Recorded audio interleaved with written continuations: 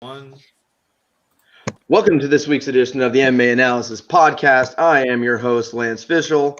Very forgettable card last week. I know, Wes, you had a good night financially, unlike the rest of us, but that card was bad.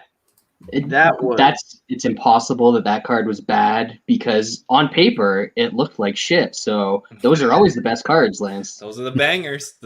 That is true. I mean, when they all win a fight, like, is there a bad card? I mean, seriously. That was so bad. I didn't tweet the link out. I should do that.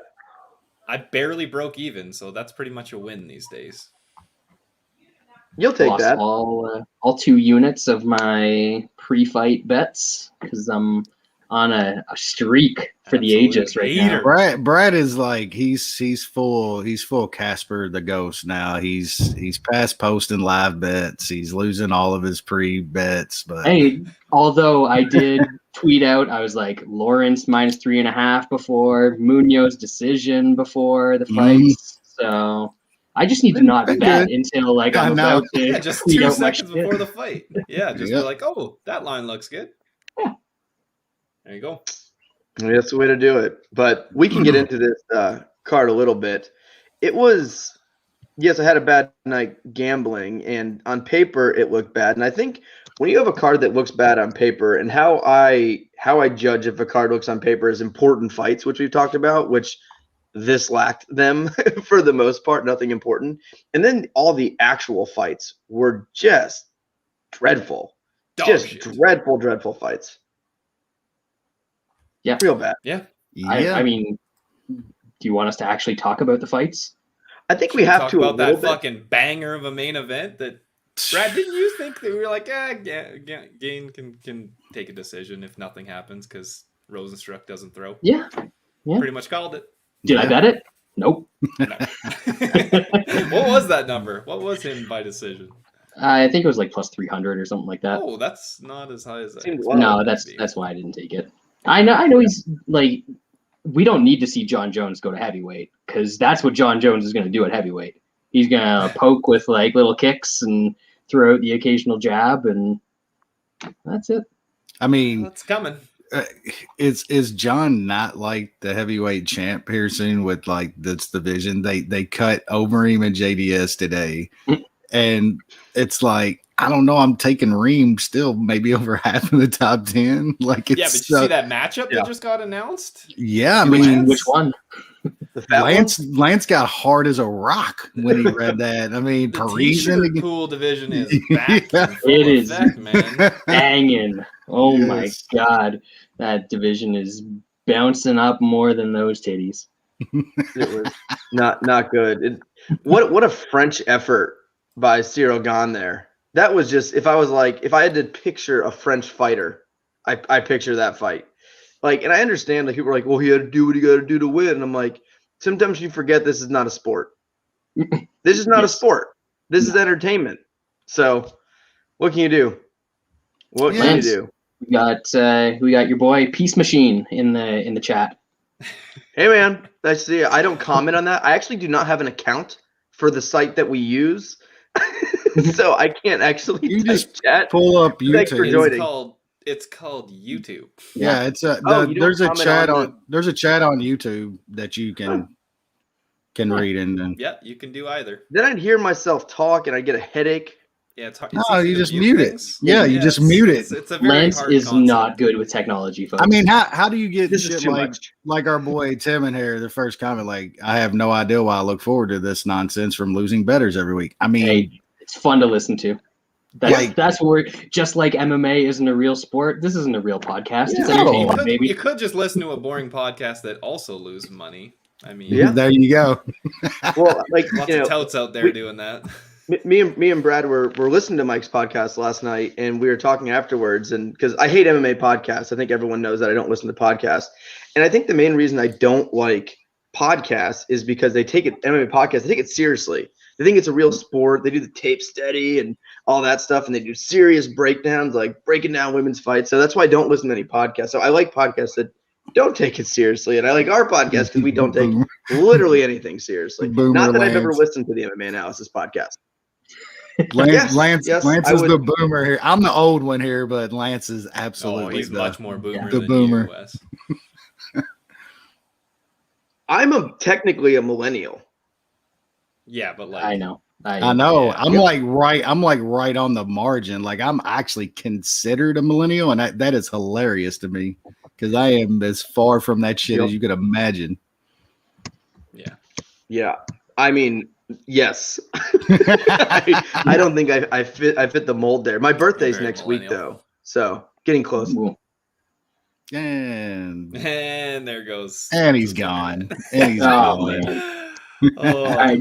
Do we want to do like the super quick run through from last week? yeah. Yeah. I gotta talk about some of these fights. I actually won some bets last week and made some money. So Yeah. Yeah, so, Jacoby Grishin. Do we have any thoughts? We don't care, right? it was a close fight. Glad he Yeah. won because I Decision fucking could have gone either parlayed way. him. yeah. Didn't matter. Ronnie Lawrence, he looks all right, but it's going to be interesting when he faces somebody that can wrestle. But good people pace are on the hyped on him. kids. Yeah. They he's the new, the Twitter crowned fucking champion already. Like Twitter's already saying he's the greatest thing ever. But yeah, he looked decent. I'm with Brad though. There he is. My laptop's got the AIDS back. I got the AIDS laptop back. It was gone for about a month. StreamYard heard you were talking shit. And they were Yeah. like, Yeah. Because there's been no issues for like at least a month, and then Yeah, you stopped talking they're shit. back. Yeah. No, you did. Yep.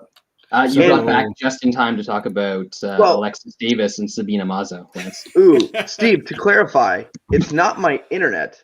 It's my work laptop. Not great. It's not doing a good job. I mean, that is super fast. a pretty good line though. And it's Wi-Fi. Boomer laser. land. Boomer. He gets head like a boomer. That is true. I'm my birthday's next week, so maybe I'll have a good card. Yeah, That's a thing. next week. Maybe get some better head on your birthday. Yep. That would be nice. Nah. Not going to happen. Not Well, gonna we're doing this cabin thing next weekend. happen. You can't get and hit it's in the like- cabin? Well, my buddy Wallace and his family are coming, and I think that's my best chance. To get head from him. Wallace is a wild man. Like Wallace is probably like cool with you getting head like right next to me. You know what I'm saying? Like Wallace is a wild man. That's my dude right there. Well, Wallace is good people, so we're all going out there for a couple days, so that should be fun. All right, so this card last week it was something. So did we already go past Jacoby? Yeah. Yeah, I told you got it back in time for Davis and Perfect Mazo. timing for you. Yeah. Yeah, you got to. I got nothing to what add. you thought Ronnie of. Lawrence, that was great. That was a good performance. There you go. We were Brad. just trashing people for getting too hyped on him, Lance, when you left. I thought he looked phenomenal. He's facing against garbage. a guy. Of course you do. Exactly, a guy that can't wrestle at all. Yeah, of course you But do. there's, I don't know. It's how he did it too. It's like he looked good. Yeah, I like it. the pace is good. Like, he's going for stuff at least, but it'll be interesting to see when he faces somebody that he can't take down whenever he needs to. We'll see. We forgot to shout out the GOAT retiring this week. Who's that? The GOAT. Oh yeah, you're the all-time greatest fighter. Your favorite. The greatest No, fighter ever. he didn't retire. Oh, that's Oh, he's right. back. Yeah, That's back. right. The dictator made a call. It's The like, death yeah. squad I'm gonna showed up at kill his your- house. I will kill your entire family, motherfucker. I There's guess so I'm not many retired angles to anymore. the story. There's so many angles to the story. He I cannot retired. believe that Ariel just like tweets it out casually, be like, this dictator threatened the dude's life so that he'd keep fighting. Just Dude was casually. just crying about the fucking Gina Carano shit, and then he's just cool fucking shouting out the old dictator that murders a bunch of gay people. and Does stuff gay like that. purges and shit like the dude. Man, Ariel's an absolute hack, Ariel. man. Jesus, He's what a one of hack. kind. Beyond that, I don't even think that the Kazmat has the COVID. I just think he spilled some Kool-Aid in his sink and got a little sad about it. I mean, the whole thing was good because you got him. He says he retires, and then he takes a picture of blood in a sink. First thing Dana White says is, "I think he'll be ready for June." They all want it, Lance. Those lungs are going to be perfectly fine by June, bro. I think you'll be good. Let's have you fight like the number 2 ranked fighter in the world. And Jeremy Stevens is going to be out of prison and ready to go by the end of the night, folks. He's fighting tonight. I'm still so disgusted that we're not going to get that good plus money on the man that shall not be named against Hazmat Suit. Like that was can't be named. That was because nobody knows it. They can't be named. That was gold. Oh, man, the Chechen dictator thing, that was so good because everyone was like, half the people that don't know anything, like, oh, this is great news. He's gonna fight. Like, he got a big pick me up, and I'm like, yeah, that's what he got. Like, yeah. I have your wife. Like people have no idea. Yeah, in an unmarked van. People have no clue, do they, man? It's insane. They really have no idea. So Hazmat is back, the greatest fighter ever. Lance can go on. Yeah. Oh no, Magny and we lost him. No, there you go. Nope, there he is. He's doing the robot. I'm back. Oh, Lance. There he is. All right, what is happening today? Is there too much stuff in the computer? The computer aide's feeling it today. Talking shit.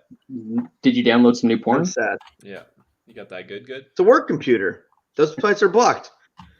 You and your work computer. Lance, you're rich. You should buy I only have a work computer. I know. I don't even own a computer. About. Stop being a pussy. Can we talk about the robbery of the year for a second? Which one? According to the losing fighter. How did Alexander Hernandez not win that fight? This guy.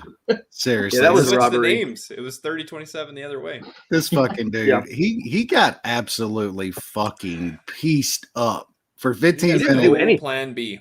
He has no plan B. Like Hernandez did nothing in that fight. Somebody on Twitter said it that Hernandez is like the Macy Barber of fucking. I wouldn't go that far. I wouldn't go that far, but it is a good comparison because that dude is so hyped. Even after he loses and comes back, wins a couple of fights against some okay dudes, it's like, oh, he's back. Hernandez. My whole thing was all the talk about his unbelievable power that I heard all week. I'm like, unbelievable power against who though? Like, who's he landing it on? And Moises looked really good though, man. I know Hernandez didn't look great, but that's about as good as Moises' hands have looked, in my opinion. Regardless, I thought that line was just kind of off. That's the main reason. I was a little worried going into that fight, but man, that was just an ass kicking. And Hernandez talking now like, y'all need to turn the sound off and watch that back. He said, like, okay, I'll turn the sound off and watch you get fucked up just as bad with the sound on. Man. Yeah, he won that fight for sure. Buffer's fault. Yeah, I was way off. Mixed up. I was definitely off on that fight. Congrats, Wes. Hernandez just isn't good coming out of this fight. He's just not what just everybody thought he would. He is. He has his game plan. If he can implement it against shittier guys, then it'll win. Other than that, he gets beat by anybody who's got decent striking. And his striking, it's so remedial, man. It's not. There's nothing to it. There's really nothing to it. Guys that are really technically limited or physically limited. Yeah, good point. He needs one of those advantages. I'm off the train for sure forever. Oh yeah. That was eye-opening. Even if he wins his next fight by knockout, whatever, it's like just the lack of activity, the lack of everything. It was bad. Not good. It was bad. All right. Caceres versus Kroom decision. Not cool. I had doesn't go in that fight. That might be Munich. Was that Munich? Oh, we had no Munich. No, I talked you out of that Canceled. Thick Willie. How did that not hit like 7 times? Man, he had it tight. And what was it? The first or triangle? Well, and then the third round, he has both. He has a body lock and his back versus literally a dead body at that point. At any point, he could have choked him out. He would get under and just let go. I was like, did you bet yourself by decision? Because that's the only explanation I can get why he did not finish that fight in the third round. Him letting go of that triangle though, I was like fucking. He said it's screaming. he said his head was about to pop out or something, and that's why he let go. No, we all saw what was on our screen. That shit was tight, bro. Yeah, Like, what happened for the 2 minutes before that when he was just sitting there instead of actually like popping his hips and shifting the angle? Yeah. So like, Yeah, I thought it was done. I was ready to cash it. Like even the triangle, that third round though, Kroom had like 1% of his gas tank left. Caceres on his back, body triangle for 2.5 minutes. Kroom wasn't even trying to get out of that. He was just in the cage. Like Caceres that was probably it. could have tapped him with the body triangle if he squeezed. Kroom is like terrible. God damn, he's bad, man. He is really bad. I'm not a bad beaten MMA guy, but that thing probably should have ended inside the distance. Yeah. Several times. Nah. That was, man. Like as soon as he took his back with 2 minutes left with his energy, like I thought that was there's no way that he's not getting his sub, or at least pound him out. It was nothing. He just rode him out like he had by decision. Bad. Real bad. I mean, I had All right. Caceres by sub at like 600, so Man. I'm not happy about it either. That seems like a worse one. Yeah. Not good. All right. Let's move on. So Munoz versus Jimmy Rivera. Fun fight. Good fight. Would have been a way better fight. Leg kicks are ruining the sport. Kicks. That was a good fight. Calf kicks or not, that was a good fight. It was, but wouldn't it have been way better if the guy didn't cheat? Oh, in the you first 10 guys, seconds? bitch. You guys are the guys that love that. You think that no wrestle, and if you can't get up, it never should be stood up, and all this bullshit. But then you cry about a guy who can't fucking. One kick get his changes the calf out fight. of the way. Come on. Don't care. That's not even Don't what I care. care about. You're kicking a guy I in the just leg. think like the first couple minutes of that fight were fucking amazing. Those guys were bombing on each other. It was awesome. And then after like 3 minutes of the fight, Rivera couldn't walk and had nothing on his punches. And like it looked like it was a semi-competitive fight, but there was nothing there. It ended up being a good fight, but that should have been an incredible fight. And calf kicks fucking ruined it. They're lame. I thought it was a great fight regardless because It was still a great fight. That's because you won much surrounded by money on it. garbage, though. well, yeah, but I also think Pedro Munoz is fucking awesome, and he's one of he looked my great. favorite. He's one of my favorite fighters over the past 7-8 years. That dude is fucking awesome. Yeah. But like, I get it. I get where Brad's coming from. I do. Like it changes fights as far as action and excitement for the worse, no doubt. But look, we've gone through this over years. Like, so I mean, our boy Derek Rickety Shack was telling us, like, I mean, remember when people were literally losing their minds over the oblique kicks that Wink Jackson fighters were doing and shit?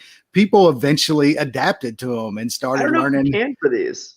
Like when Yes, you hear you fighters, Yes, you can. you That's can. how shitty MMA is. There was they can't fucking throw a jab and they can't fucking stop a calf. There was a not bunch of stopping instances in that fight where Munoz checked Rivera's calf kicks. Yes. You can can, absolutely check. Yeah, if you have And some kind of skill. why is that never happening then? Why is Because every they're time shitty someone and they throws don't a leg Because like kick- it. MMA fighters suck at striking. And it's gonna And suck at defense. it's gonna I still wanna happen. see it. It's boring. But I don't see a guy kick another guy in the leg. it's gonna happen. Like it's Just gonna wait be until just somebody snaps their fucking foot. It's gonna be happen. it's just gonna Somebody be a fucking matter of learns how to time, check man. it. We've seen guys already start checking them. You can pull up your shin and shit and start checking those things, man. Like People, they fuck up their feet. That's the thing. Yep. All these guys that are landing calf kicks, they can barely fucking walk after the fight too because their foot is ankles so swollen and fucked shit. up. Even Munoz like pointed Yeah. down to his foot after the end of that fight. But Yeah, like I mean- it turns into not a contest of who's the better fighter. It's who's willing to break their body more. And like it's entertaining If in it a was- way. Why but- does it not happen in kickboxing? Oh, because those guys have fucking skills and know how to do shit Well, and and I have think trained their fucking shins. It's also, boring. but also too, like Yeah. So is people Yes. laying on people when they don't do shit, but you Never. still think that That's hot. they should never stand Yeah. something up. Exactly. You don't want to see Drew Dober and Makhachev just rolling around on the ground? You tell me that? I It's mean, going to happen. Makhachev's gonna lay on him because Dober is just so fucking handsome. yeah, he's gonna He's want gonna have to no impregnate strike. Dober. I don't know, man. That guy might Um, get a call from Kadyrov after he watches that fight. Outside of the leg kick stuff in that particular fight, Pedro Munoz is fucking awesome, and I think I kind of look at him almost kind of like Luque though, that I think he's so fucking talented and such a great striker and shit now, but his defense just is not championship level No, he defense gets to hit where a lot. Luque is the same way. Championship level striking, not the defense. That's never going to get him. Munoz's chin is ridiculous. Though, He's compared to awesome, Luque. man. That's the difference. Yeah, Jimmy beat the Rivera has piss no out of him. power. He has no power. He but looks when's like the he last time has you've power. seen Munoz rocked. I I mean, mean, that Frankie doesn't happen very Frankie often. beat him bell to bell. Come on, Just man. ass whooping. Not long ago, the ass whooping occurred. Jimmy Rivera's chin has done like a heavyweight Arlovsky transformation though too, because he took some bombs from Munoz after he couldn't stand on that leg, and it held up. Like I was actually surprised it held up as well as it did, but I still thought that was a great fight, man. It was. Maybe it's a new strategy. You take a bunch of calf kicks, so all the blood goes down to your calf, and then you can't get knocked out. Could be. Yeah. Nothing really else. I didn't watch this other fight, the one that was a draw. Lance, the Sultan Mohammed bin Salem or whatever, MBS, this chick, she's trained by Dubron. And she's kind of fun. She's fun. Yeah. Dubron should probably not let her train there anymore because she couldn't beat De La Rosa. She did beat the fuck out of De La Rosa. Yes, she did. I'm My seeing God. draw. I'm seeing draw. Yeah, that's because of a fucking cage. You know, we've got our friend in the chat who's always looking for snuff videos. That was the beginning of one. How did she not win? Because she had an incredibly blatant cage grab to stop a takedown, and they took a point. I like to see that though. Yeah, that's good. She'd win. Oh, I actually didn't mind it either. I think me and Maddie and maybe Sean was talking though that maybe you should give like a stiff warning and put them on the mat. Just put them wherever you want. Like it should be one warning, and the person goes down and lays. The warning happens. Whatever position. The warning happens back in the. Yes, the warning it's cheating. I don't hate it. Like I don't hate that they took. I love they did that. Like, should you get a free shot to the balls, a free eye poke, and a free cage grab? Like, hell yeah. Usually, all the time. But to me, for the cage grab, right? That can be a fight-changing moment. If you if the cage put her down in the same position it was going to be. Put them on the point against the cage, or you want it in the middle of the octagon. That's where you get. I'd take 2 points. I think they should just allow cage grabs. That's another option. I mean, you remember old school Brad when they used to get Milicic and Barnett put 2 hands in the cage and just start hammering guys, or like one and just like that. Yeah. That was the good old days. Oh God, yeah. Because I mean, to me, it's like that's a fight-changing moment that you could have got slammed on your head and been knocked out. You could have been taken into side. We don't know what's going to happen. It's cheating. It's blatant. It's not like an eye poke where it's an accident or a nut kick that's an accident. You are choosing to cheat. You are saying, I would rather cheat and not get taken down. If they gave a point every single time a fence grab stopped a takedown, that would eliminate cage grabs. So the thing is, they never will. That's the problem. It's inconsistent. Who is the ref? The shitty ref. Fucking Jerry Villel. Fucking the worst. One of the worst. I seriously, yeah. I tweeted after that. I was like, I don't think I've ever said anything good about this guy until now. Best ref in the sport. Now he is. Yeah, Keith Peterson. He's nonsense with cage grabs. He's cool with it. He's not going to be reffing Dominick Cruz's fight this weekend. I can tell you that much. Yeah, Dominick Cruz like, come here, let me smell your breath. Nah, you can't. Like cigarettes and dead hookers. All right, the co-main. Oh fuck this boring Russian. You Yeah. guys have been trying to convince us for years That that he's this not boring. wasn't just another boring Russian fuck. And He look is. at this. He did what he Against had to. Krylov, of all people. No, You guys are pumping up Krylov. Fuck that. Last Fuck week, that. yeah, last week Krylov was by far the best guy that this dude's Krylof's ever gonna fought. out grapple He still is. him. Krylov did all out this him. bullshit. Yeah. Krylov beat the shit out of him in the first round. And then what happened, Brad? And then he got smoked. And then what happened? Yep. You got Russian. And then he got boring. laid on. Exactly. Cut the Russians. Because he can't get up. Russians to me are almost the equivalent of like featherweight WMMA. Like they're like close to me. Like, you know it's gonna suck. Yeah, however boring the dude is, like in that weight division, like in 205, like he's a problem. He is, Yep. whether he's boring or not, in that weight division, he's a problem. There's not Hey, a who am lot I? of There's 1 guys. second left. That's not You'll a problem. always That's have a it. quitter. You'll always Man. have that, Lance. You'll Yep. always have that. You'd get never another stop good being a line quitter. on it if they do a He's a quitter. rematch. That's for sure. Once a quitter, always a quitter. I know This we is talked what it about is. that last week too. And Man, Krylov had him in some bad spots in that first round, and he sure as hell didn't quit. Krylov ain't no bear Jew. Last week he Love was. that. He was like Speaking the of bear greatest Jew, 205 ever. Yeah. Jamal Hill went to a friggin' hospital, went to the COVID ward, and started licking COVID patients to get out of that fight. he went to a COVID party. Just Somebody, licking you doorknobs have to- everywhere. Oh man! Dude, All right. After Derek he said we begged should- us to put money on it. He said we should ban punches to the head. We should. We Absolutely. should. Oh, I like man. hyper blues. If you grab the cage, you get a free ball kick. That seems fair to me. I like a that. punt? Are we talking like a punt? Full on running sprint. Yeah, like a Gonzaga You Tuxerer. can't get up with One a of knockout. those. What was the K1? What there was a K1 tournament where fucking the Mo Mighty Mo. Mighty Mo got his nut Oh, that exploded or something like that. That wasn't Yeah. K1. That was like him and Josh Barnett or something like that. Is it like a Yeah, dynamite it's car? Yeah. I don't know. Yeah, I think it was like a dynamite It's card, like a, like Yaranoka or whatever. a dream Sengoku, card or something like that. yeah. Yeah. Oh fuck. All that. right. Yeah, he literally got a nut exploded. That was all. Well, let's move on now. We have 15 fights to cover, but I do Scheduled. feel like there's a couple lady fights in here that we could probably skip through, and I've never even heard of some of these fellas. But this card is unreal. We've been dealing with nothing but bad cards, which to me kind of makes me mad. It's like, all right, we've been dealing nothing with bad cards, really, really bad co-main events, just awful fights, and now we got like Elliott Another on bad co-main event.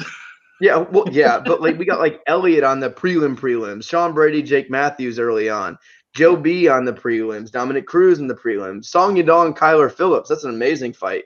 Like UFC is just weird with this shit. Like they could have used those on main cards of other free fights where people would be more likely to tune in. But who am I?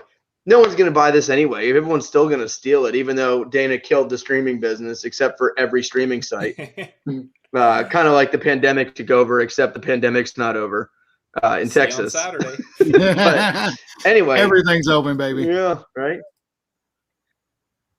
Yep, we are back in business. We're gonna have a UFC pay-per-view in Texas in a month, probably with like 80,000 Hell yeah. fans. Gonna fill All Dallas right, Stadium. let's jump baby. in though. These first few not as great, but we'll start anyway. Bantamweight division: Mario Bautista versus Trevin Jones. New Sean. I think Bautista wins here. I was kind of hoping that maybe Trevin Jones would get a little bit of hype after that knockout, but I think most people kind of saw what kind of transpired in that fight, where he was able to take some shit. The other guy gasped, and he landed some shit. So I think Bautista's pretty good. He's definitely good enough to beat Trevin Jones, but I think there's much better spots on this card. Yep, Wes. Yeah, I'll keep it quick. Yeah, Sean's right. Bautista should win here, but I don't want to lay that kind of price here with as many other good spots on the card. But I'll pick Bautista to get might get a sub here, but I'm picking him to win. Bradley. I don't know who Bautista is, but he got submitted by Corey Sandhagen. So, like, people are saying he's good. I think we might want to slow our roll on that. Oh, good jokes. He's not bad. He had that. I think I bet against him in that Miles Johns fight and lost. Trevin Jones isn't very good. I feel like it was kind of just like one of those moments where he won that last fight. Not that he's actually any sort of good fighter. And I think when this fight was supposed to be Randy Costa versus Bautista, and this is just a massive step down here. I think Bautista is probably gonna take this one, but I'm not. I got so many fucking bets on this card that are gonna be happening. I don't have time for this, and the odds of me getting to sit in front of my TV for a full 15 fight card are pretty small. It starts too early. The kids aren't getting tired and shit like that. So I'll probably not watch early and watch it later. It'll be down to 11 by Saturday. Yeah, that is very true. That is very true. All right, let's move on now. Lightweight division, Uros Medić versus Aljimain Cruz. You, Sean? I really got nothing on this fight. I can't really remember these guys fighting before, and Cruz has fought actually twice. I mean, if you count the Contender Series, I got nothing. I'll pick Cruz. Wes? Yeah, I don't have a ton on this fight either, but I know Aljimain Cruz lost to fucking Spike Carlisle, and that is not good. And Medić can wrestle a little bit, so I think he can grind out a decision here. I'm going to pick Medić, but I don't want any money on this fight. Brad? Yeah, so we've got one guy coming from Alaska FC who has won basically all of his fights in the first round because they were in Alaska FC. And he's facing, I don't know why you guys keep calling this guy Aljimain Cruz. His name is clearly Aljimain Cruz. Aljimain. He's all right. We've seen him go deep in fights. Yeah, he got knocked out by the anti-Semite, which can't get behind that dude.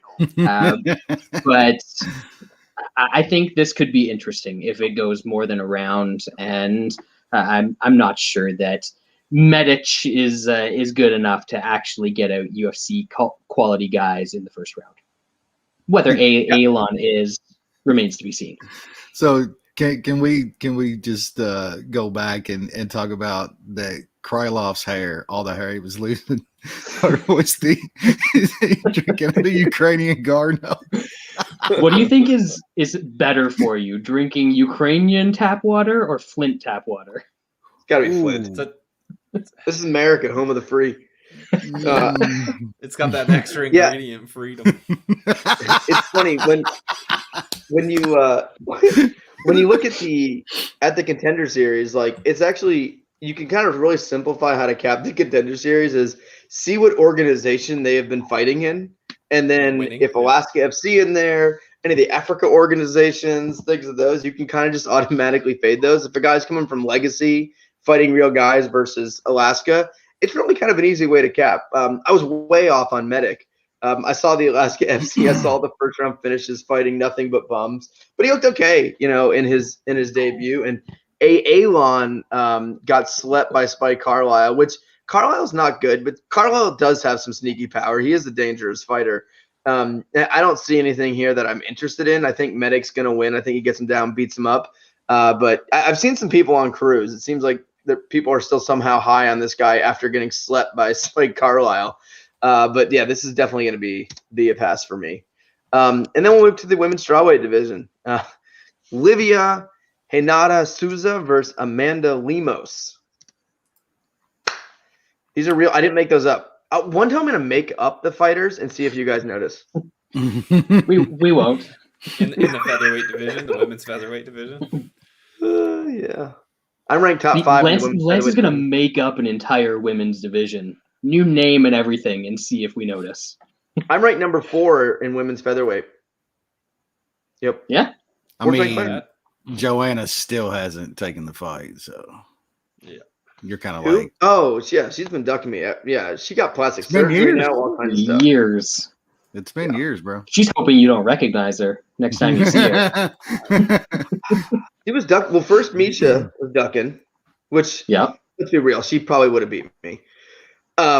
She might have coasted in the third round. You never know. She could have. I could have maybe snuck out the first round and then just coasted from there. I would have wrecked JJ. I mean, that would have just been literally. I just power bomb. Like that would have been. It would have been a power bomb to the rape choke. What would have been my strategy there? What could she have done? She's a little tiny 115-pound lady. Anyway, I think that's a good fight. We've done that before. We skip fight breakdowns that have breakdown fights of me versus WMA fighters, so we could bring that back. Or the movies. When Sean Carey came back for a week and then he died again. That was weird. That was weird. Anyway, next fight. Like if you have to bet this, probably take the plus 200 because it's women's MMA. Which one is the plus 200? Yep. One of them. She's got the plus sign beside her name. One of them's the underdog. I'm recommending a bet. Buy my package. The chick that has 3 wins allegedly in the UFC is that person. Which one? Oh, I've seen this. I've seen the Souza. Yeah, I've seen her before 4 times. I would hope so. Nothing memorable. No, but not at all. Amanda Lemos, what's she up to? She's fought 3 times. Wow, 7 combined UFC fights. Yep. Can't think of a moment. All right, good fight. I'm surprised this isn't the co-main. Maybe we can bump this to the co-main. I'm surprised it's not. I wonder if the Nunes fight got canceled, if they would bump this one to the co-main above the other title fight. I thought the Nunes fight was one of those like post limbs, like Bellator does. Because you got like Aljo and Jan, that's the main event, right? And then you've got Nunes and the Amazon chick. I gotta say, watching Megan Anderson get her face punched in doesn't sound like a horrible time. We could just bring Cindy Dandois back to see that happen. but has any of them fought Shockwave yet? That's the only question. Shockwave is 2021's her year. She got all the losses out of the way. This is 2020. Yep. Gonna win 5 times. She's back. All right, let's move on now. We move to the welterweight division as we have a guy I enjoy watching, Sean Brady, versus a weird, flaky guy, Jake Matthews. Here's Sean.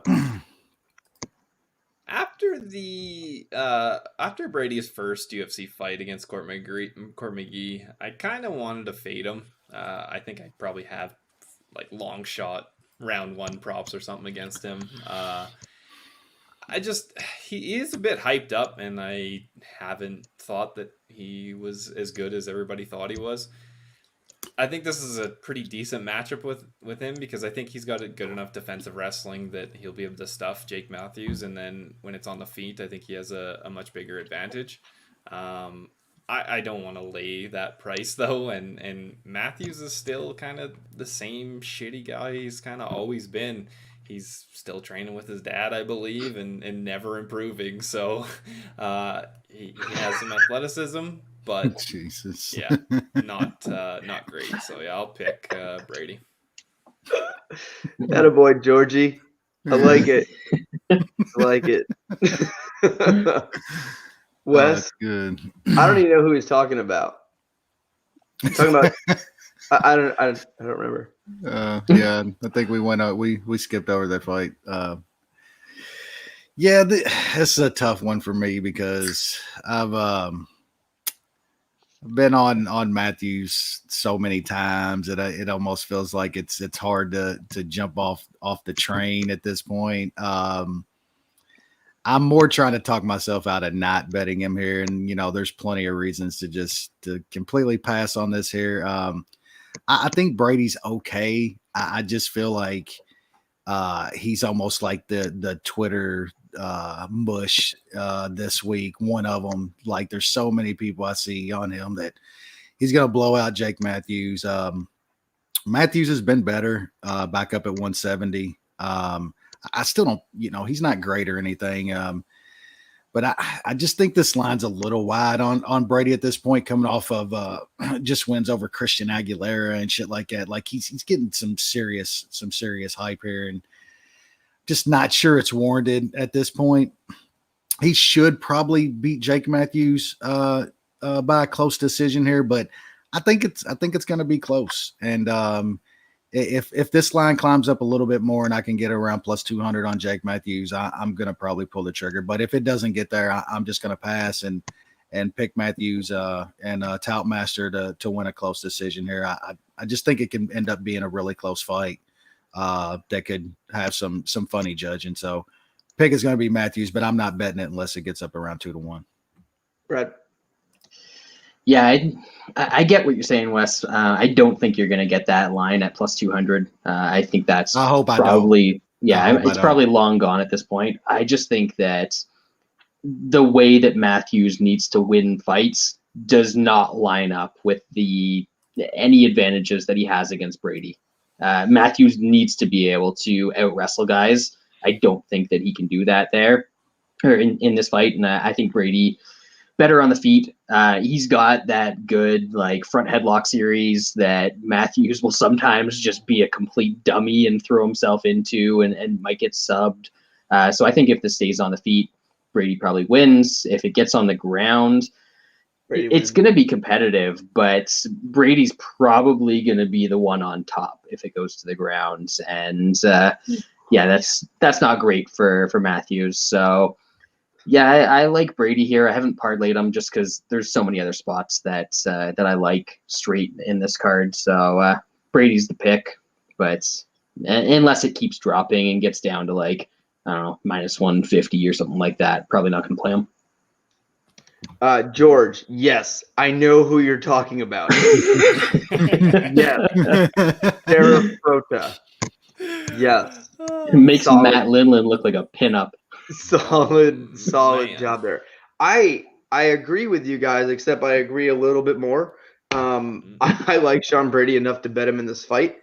I don't see where Matthews has a chance to win this unless Brady just completely gasses very, very early in the fight where Matthew can win that second and third round. I think Brady's going to dictate where this fight goes.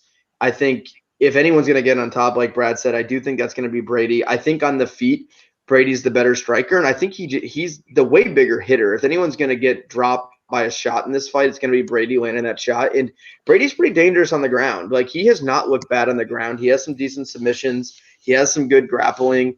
And Brady's he's a fucking ham. Like, this is just a big fucking dude. And Matthews' takedown, he's not the most technical wrestler for takedowns. It's more of a bully kind of takedown guy. And you're not bullying Sean Brady to the ground. That's just that something's going to happen. So when I look at these guys who wrestle a lot but don't have a lot of technique, size plays a huge difference in if they're able to get that fight to the ground. And I just don't see that here. So I think Brady's going to striker. I could see him landing a big shot on Matthews, dropping him. I could see him finish with a sub, or I could see him winning a wide decision. So I really like Sean Brady here. I actually think he's a really good prospect. Huge lats too. Yes. He's that Philly BSG, baby. All right, let's now move on. I don't know where this, in relation to the card, this one ended up above the Brady fight. That Brady Matthews fight could have been like a prelim or a pay-per-view opener.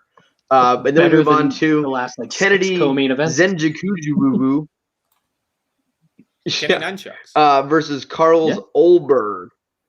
Yeah. Carlsberg. He was in a weird fight. It was on Contender Series. The Kennedy guy was in a weird fight. I don't remember what happened. Oh, yeah, it was against the one where they kept kicking each other when in the he nuts? showed the absolute worst. Oh, against Stosic. That was the all of kicking. his fights are weird. Yeah. Yeah, Stosic. Stosic just kept kicking him the ball, so the fight they finally just penalized him like 6 points.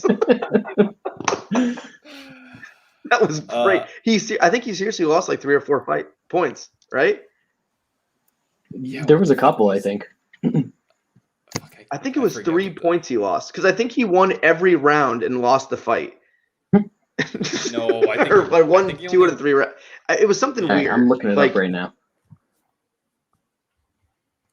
Keep talking. You can't. Lance is all laggy. All right, Sean, you go. Yeah, that's a weird fight. Like any Kenny Nunchucks fights, the guy he's fighting, he's only had 3 MMA fights. One was in 2011. Normally you'd be like worried about that coming in, and when he has like very little experience. Kenny Nunchuk is not going to take you down and sub you.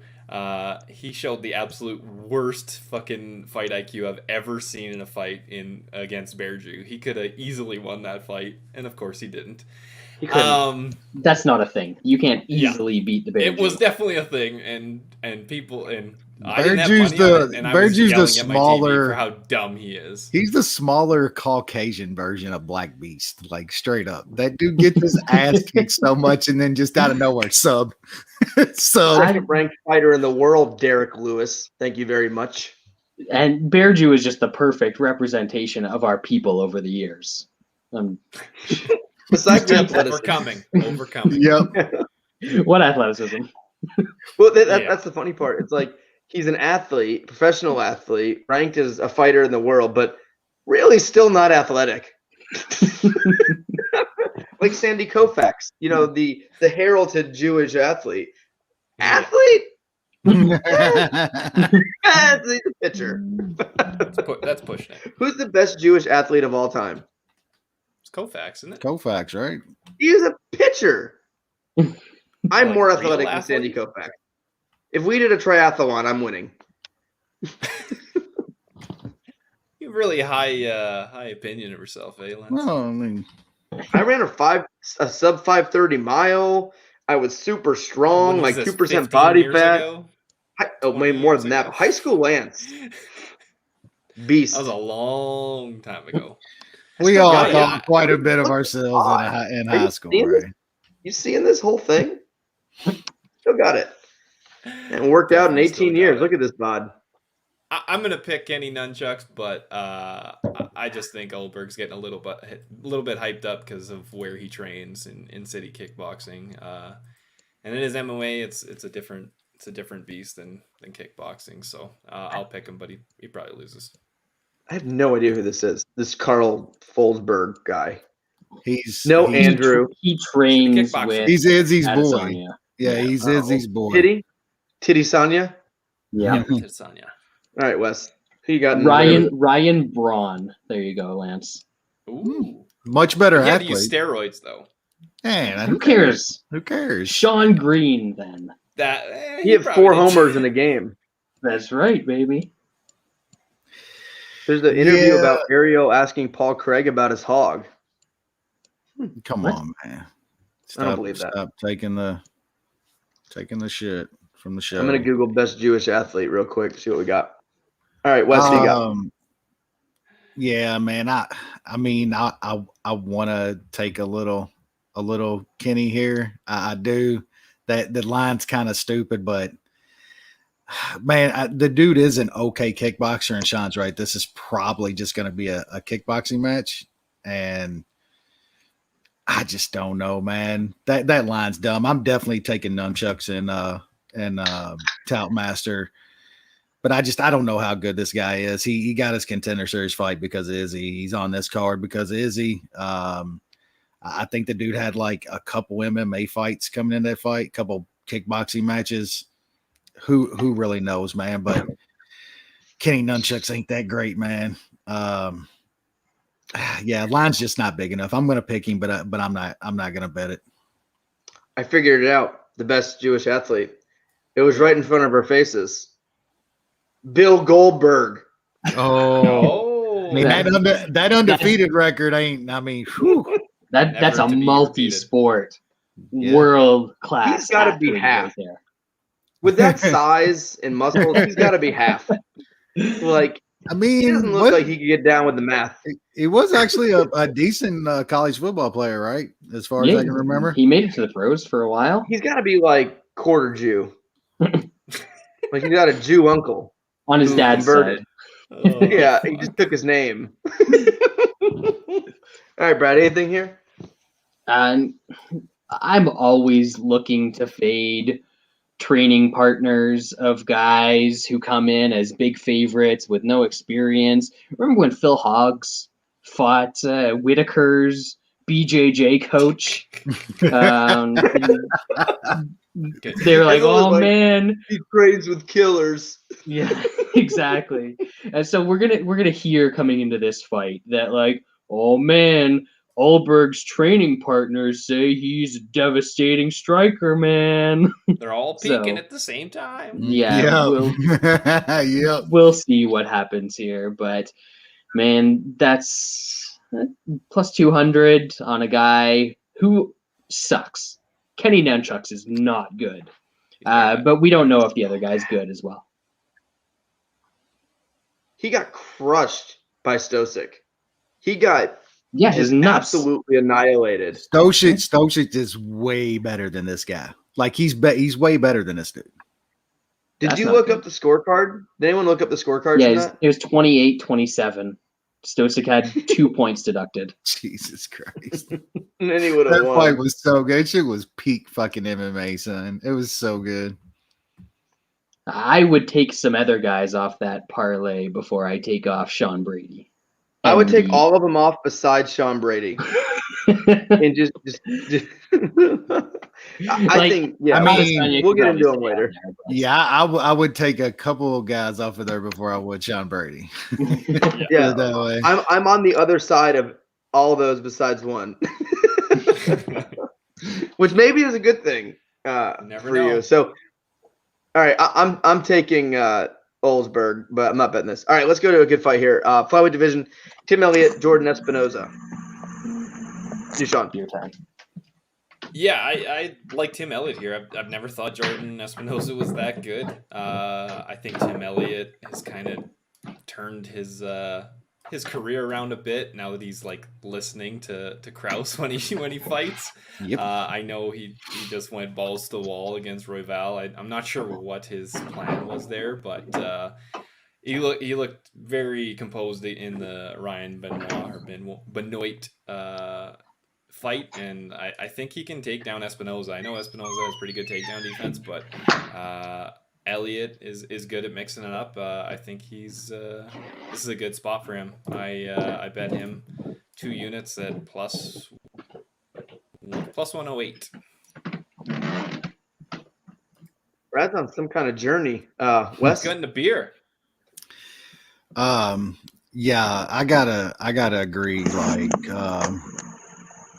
completely with Sean here. I like Elliott in this spot, man. Like Elliott's cost me quite a bit in the past. I bet on that dude a lot, and he's just been he's a wild man. Like he's fucking nuts. If the Elliott from the last fight shows up, and I think it will, like we've talked about Krause on the past couple of weeks. Maybe not being like the best actual like coach, but he's really, really good in the corner during live fights. Like he keeps his guys focused. Elliott needed that. The guy's got skills, man. He's a hell of a grappler. He's got good wrestling. His hands are decent. He just did crazy shit. And Krause kind of harnessed that in the last fight. If that Elliott shows up, I think he smokes Espinosa here, man. I never really thought much of Espinosa. I guess he's considered a decent wrestler, but I mean, how many times have we watched that guy get fucking choked out by dude after dude here? I think Elliott can get a sub in this fight. So I took some Elliott at plus money, and I'm probably going to sprinkle on Elliott by sub as well. I'm not sure what that's sitting at this point, but it'll be a small bet for me as well. Bradley? Yeah, this is either I have no idea what I'm looking at anymore, which is possible, or this line is completely off. I think it's the line being completely off. The fact that you can still get Tim Elliott at plus money in this spot is ridiculous to me. I mentioned it last week on the podcast because I liked it. I didn't think the line would still be there this week, but the 2 best guys that Jordan Espinosa has fought are Alex Perez and Matt Schnell. He got subbed in those fights in a combined 3 minutes and 56 seconds. Elliott's plus 410. Yeah, that's not bad. Elliott's he's 1-3 in his last 4, but he's fought good fighters and been competitive against most of them. Espinosa has fought bad fighters and not really been competitive. So, the biggest thing that Elliott needed was for Gina Mazzani to stop working as a bartender in Las Vegas, because he was just hanging out at that bar stool and he looked like an absolute bucket of piss when he was training in Vegas. Now that he's back training at an actual camp and getting coaching, I don't think that Krause is going to solve all of the problems in his game, but he knows what Elliott's good at.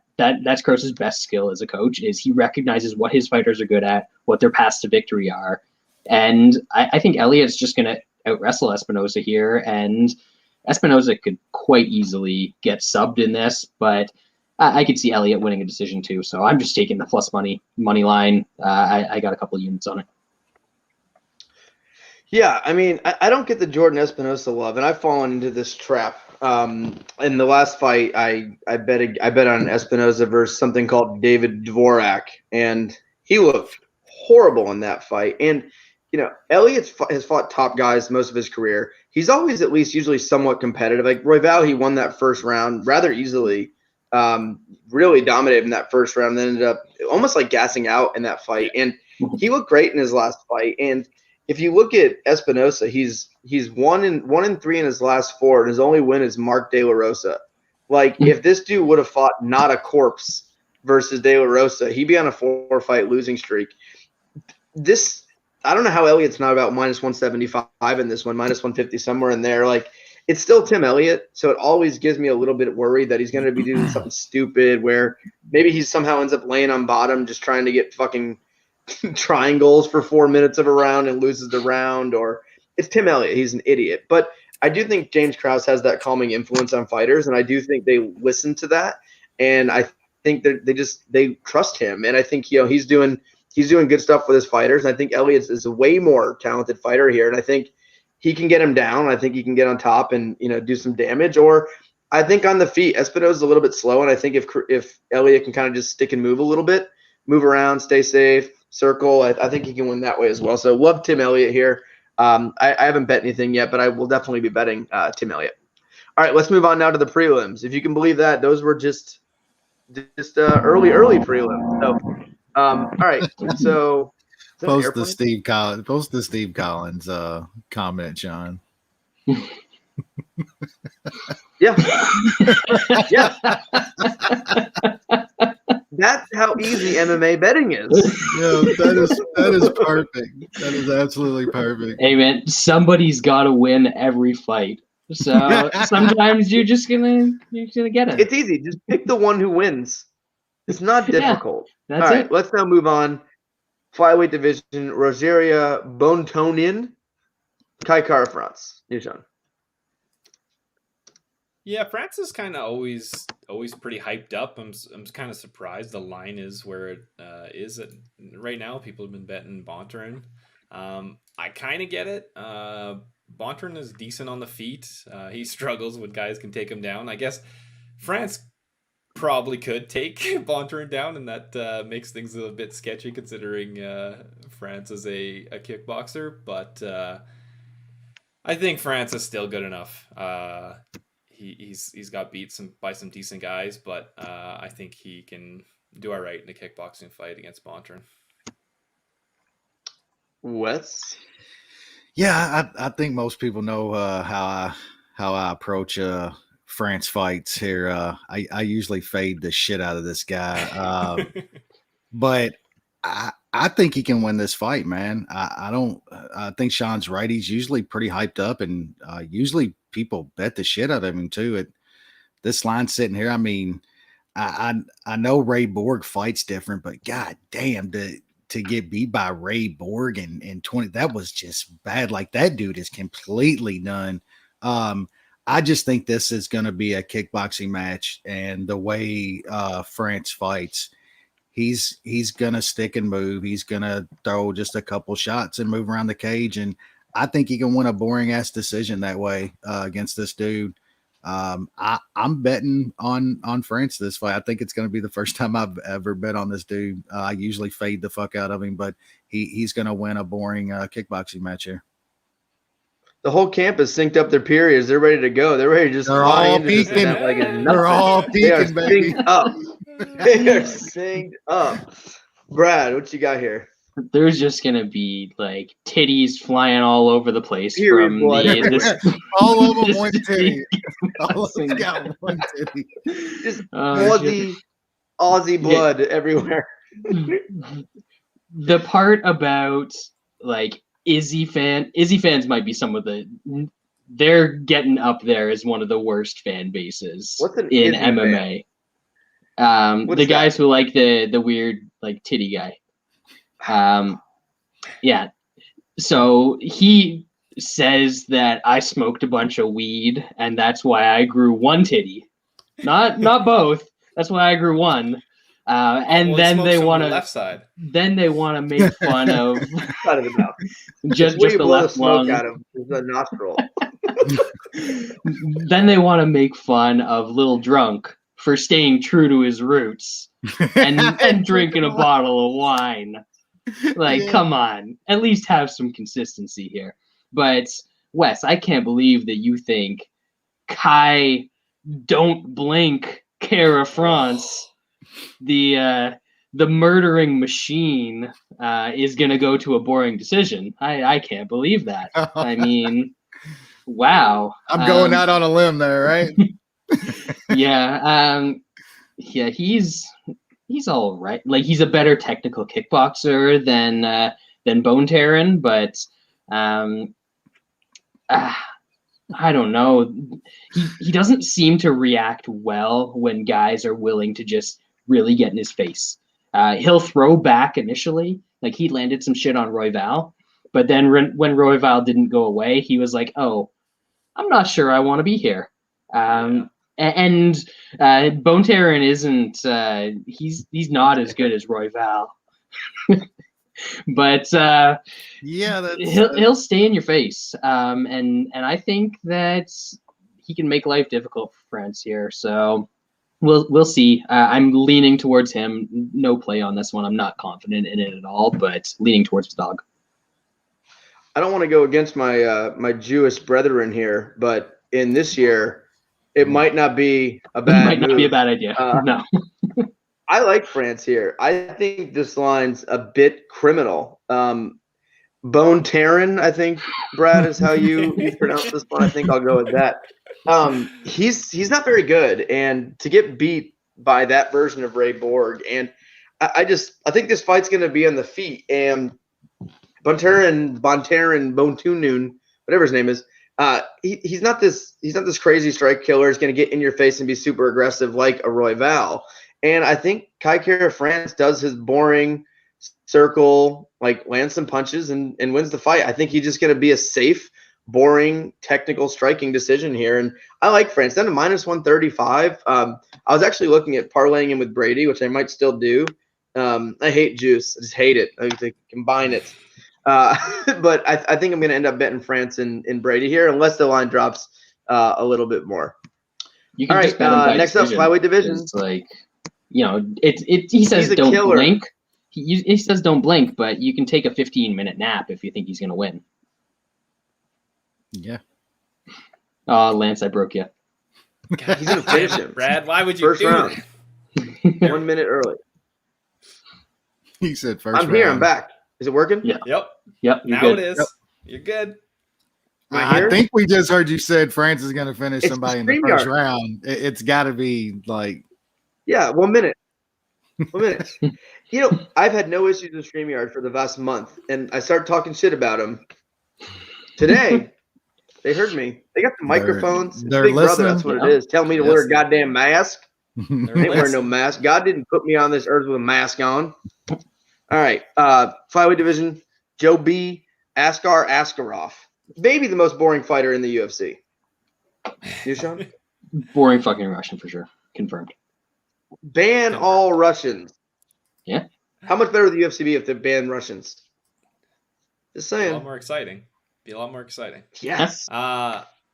This is a pretty good stylistic matchup for Benavidez. Askarov is he's going to try to wrestle. Benavidez has pretty good wrestling. When he does get taken down, he scrambles really well. I don't think we have to worry about Benavidez getting subbed. I think Benavidez is going to keep this on his feet, and he's the much better striker. Of course, coming off those 2 absolute fucking beatdowns is very concerning, especially at Benavidez's age, especially being in the lower weight classes. So I'm keeping it small. I took half a unit on Benavidez by decision at plus 280. Is Aaron B a Sean Brady or a Sean Carey burner account? I Any think side bets for this card? Is that our boy Bronstetter? Is it? Oh, that would, yes, it has he's to be. sliding in. That has He's to sliding. He's undercover. Looking for some Saeed bets. We've got some fame in the chat tonight, folks. Yep. Yeah, we do. Yeah, bets on the side. So that's what you got here. All right, Oh man,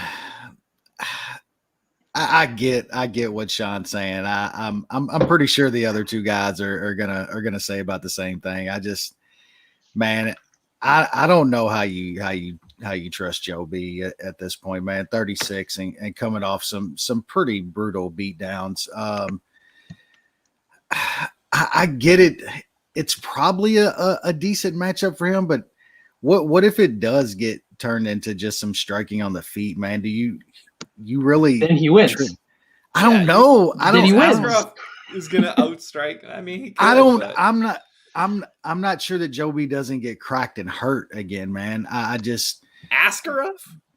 Yeah, I mean, that chin's got to be absolute dust. I'm not. If that's the I don't. case. He got Possible, hurt. but... He got hurt bad, man. Like he got hurt really bad in that last fight. At 36, like shit's adding up on Joe B. Like, do I think he's the better guy here? Yeah. Like I bet him in the first fight against Figueiredo. Like I still thought he was good enough to get him there.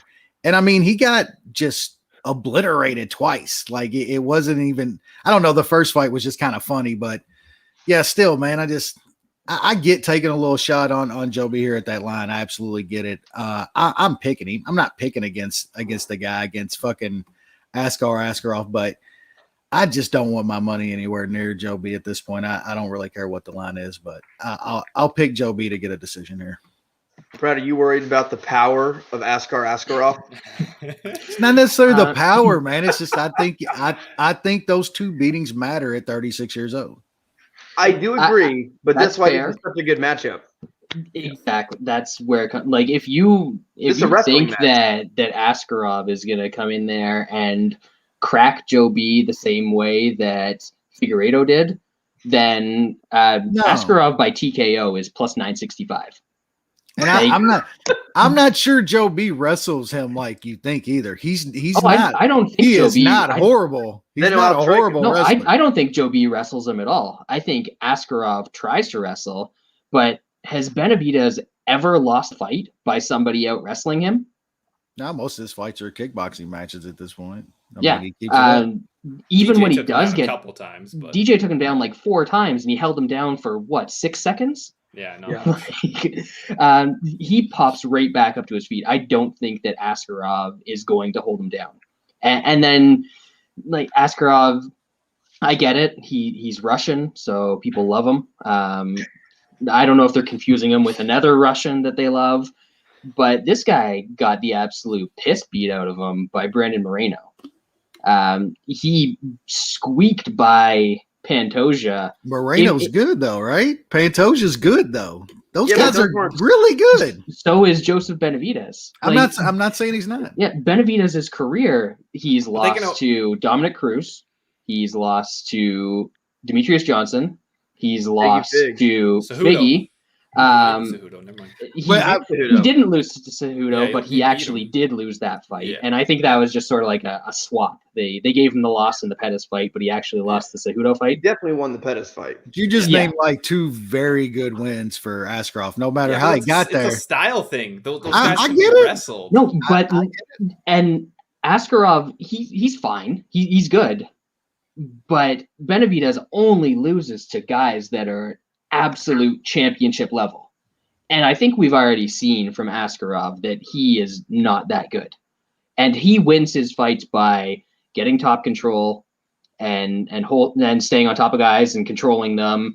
And you're just not going to do that against Joe B. I don't see that happening. So then it turns into a striking match. And like I said, if you think he's going to crack Joe B and get him out of there because the chin's gone and he's old and whatever, the TKO prop is almost 1,000. Like, take that, because I don't see him outpointing Joe B in a kickboxing match. I just don't see that happening. So I got Benavidez here. I like the decision prop that Sean said, but I'm taking some money line. I'm taking some decision, and I just don't buy into the narrative that he's somehow just completely done and he's not going to show up for this fight.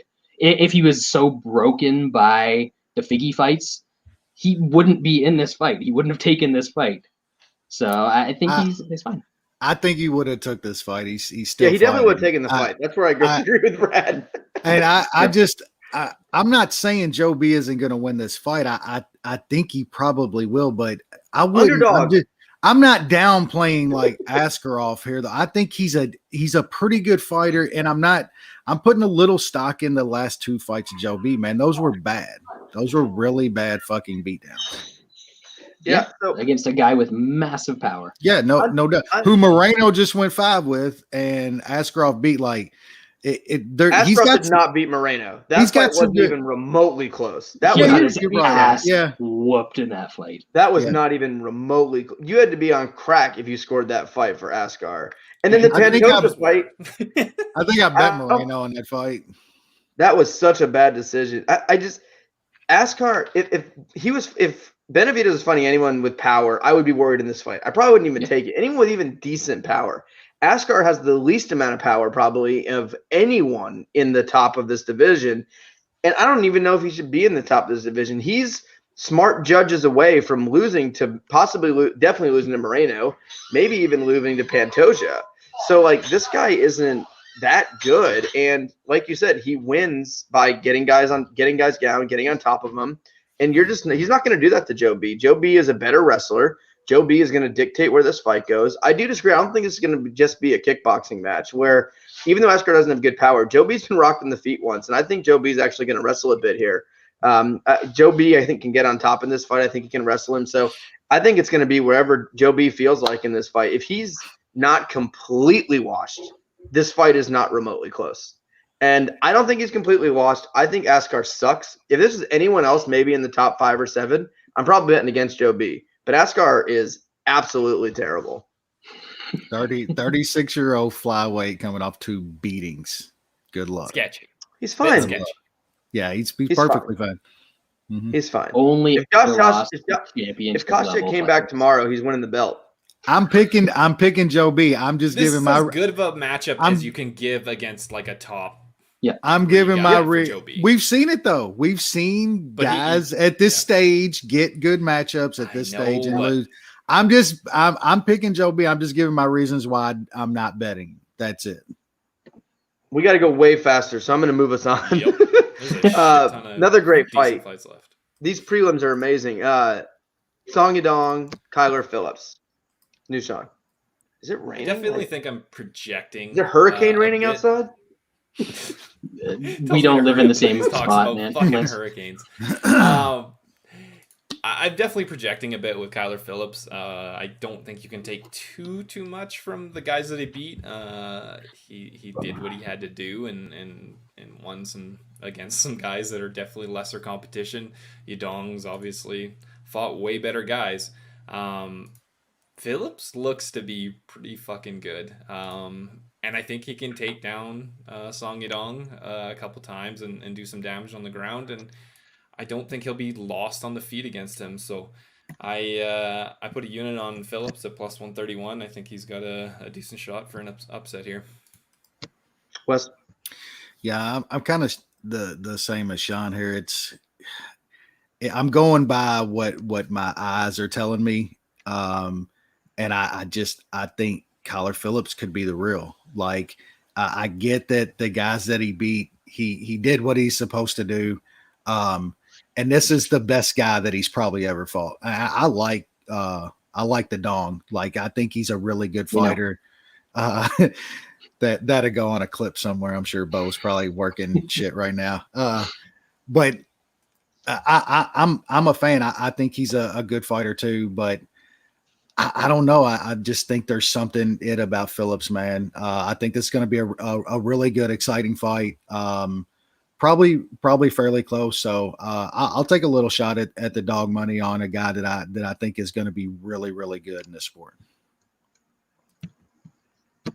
Yeah, this is two guys that are both young, developing, both got skills. Obviously, Yadong has been in there with better guys, and he's looked pretty good in those fights. Like, beat Vera. I know some people think that Vera should have got that decision. I think it was fine the way it went. Coin flip. Yeah, and then same thing with Stamen. He was competitive in a fight with Cody Stamen, and that dude is very good as well. So this comes down to how good do you think Kyler Phillips is now, and how good do you think Kyler Phillips can be? And I know that people always want to bring up that Yadong is training at Team Alpha Male. Is that a good thing in 2021? I don't even know if he is anymore. It hasn't been a good thing for like 6 or 7 years. I didn't know they were still around. If he is or isn't. Yeah. Paige Van Zandt, the head coach. I know we were just talking about Benavidez, and I'm going to end up betting Benavidez. Benavidez trained some in Denver though too. So he does. Yeah. And Benavidez also isn't a guy who needs to develop his skills. Like he's already there. He's established. I think that if Kyler Phillips comes out and puts on a grappling heavy game plan against this guy, that he's going to wear him down. I think we've seen Yadong wear down in round 3. He's one of those guys, one of those dongs that's got 7-8 minutes of cardio in him, and then he blows his load, and the other guy can take over. So a little bit flaccid in round 3. I may or may not have a couple bucks on Kyler Phillips in round 3 at plus 2,500. But the dog price at I think I got a little bit at plus 140, tempting to me. I took a little bit of it. Not super confident, obviously, but this is a good fight. I think that this guy's got the tools. He's already had that like prospect loss against a really good, experienced guy on the regional scene. And now I think he's just developing and continuing to show that he's going to be a top guy in this division. So a little bit on Phillips. Yeah, if this card wasn't so great and easy to find betting spots for me, I think I might be on Kyler Phillips. I was very close to looking at him as an actual bet. I think he is a really good prospect. I think he's shown some good stuff. His ground game is good camp, everything else. Yadong, I've never been overly impressed with him. I haven't been. I think he's won some decisions that went his way when they could have not went his way.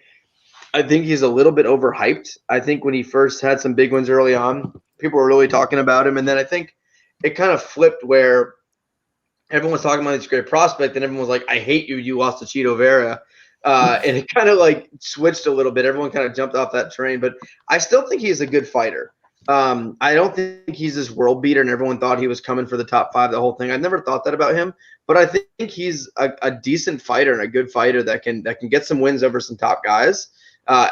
Maybe that top like 10 to 20 type of range. And Kyler Phillips could be great. I just don't know if he is yet. He hasn't fought anyone in one that makes me think he could take this step. This is the hardest fight he's ever had. This is a big spot for him. And I don't think the line's high enough for me to take a stab at this point. Kind of a coin flip fight. It's plus 130 if you're like technically math wise, right? Coin flip fight, take the plus 130. But I don't know. I'm not feeling overly confident in Phillips. I think he has a chance to get this win, but I wouldn't be surprised either way. All right, let's move on now. Bantamweight division. Dominick Cruz is back. His once every 3 years fight is here, and he will be facing on the no talent ass clown Casey Kenney. You, Sean? I think this is a good litmus test to see how washed Dominick Cruz is. He's always injured, and then he comes back and gets absolutely fucking smashed by Henry Cejudo. In hindsight, I guess that's not such a bad thing. Cejudo's He's pretty okay. Good.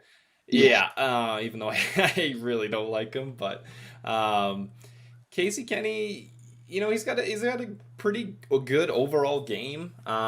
He's gonna struggle against anybody that can really wrestle. I think Cruz could kind of go back to that. He's, for the most part, I mean, I guess he hasn't fought much, but everybody kind of knows him as a striker, but dude can wrestle. I think he can, if he somehow... Who knows Cruz is a striker? I mean, people talk about his striking all That's the time. all people think of That's Cruz. all people talk about. That's all he does. What do you mean? That's all he does. I see him as a wrestler who attempts to strike sometimes. I don't know. Yeah, well, that's you, Lance. But yeah, like I think he's at this point, I still believe he's the better striker on the feet, and he's the better wrestler. That beating that he took and how he's always injured is raises some concerns. So I just got a half unit on him by decision at plus 187. I think that's his path to victory. I don't think he's going to get a finish. But I think this is a fairly close fight, but I'll take that decent dog money. Cruz would have won if fucking Keith Peterson wasn't so drunk. That's right. Wes? Early stoppage. He was just warming up. He's been. You said it was a beating, but man, he barely even got hit there. Yep. Like we're Cruz on the has like. How do you not see Cruz the wrestler? Like all his wins, he has like 74 takedowns. Like that's how he wins. Like all this, he gets takedowns in every fight. I just talked about how nobody has been able to like actually out wrestle and hold Benavidez down except for Dominick Cruz. Yeah, Cruz is a wrestler. He don't he's wrestle fought twice in 6 years, and in those times, all he's done is so you don't. He runs around and he fucking does his fucking looks like he's got fucking shit going. Like they'll be talking about his footwork. He took Mighty Mouse down. That's 10 all times. they're gonna say is moving his footwork. He'll dip in and fucking get caught by a hook when he dips in, and he'll dip out and get caught again. Like this whole show, like we've talked about all the good bets on this card and shit, and every other guy on this show is literally going to be betting on the two washed motherfuckers, the completely washed dudes on this card. Casey, really sad. Casey Kenney's going to beat Dominick Cruz. Like this is it's going to be a closer kind of competitive fight, but he's going to put a pay. He's going to get in Cruz's grill. Cruz ain't going to wrestle Kenney. And even if he does, Kenney scrambles He's great. Put a pace on Dominick Cruz? His great. Dude, what does Dominick Cruz do but fucking just dip and faint and move? He's going to outwork and outpace Dominick Cruz? No, he's not. He's going to beat up the air like he always does. Like the guy beats up more air than women's fighters. Like straight up. That dude dips and does a head bob and then comes up and throws a jab that lands on nothing. That dude does absolutely nothing. He ain't fought but once in like 4 years. Like, so there's even nothing to look at but him getting his ass whooped by Henry Cejudo. Kenny's going to outwork him in this fight. He's actually going to land some stuff.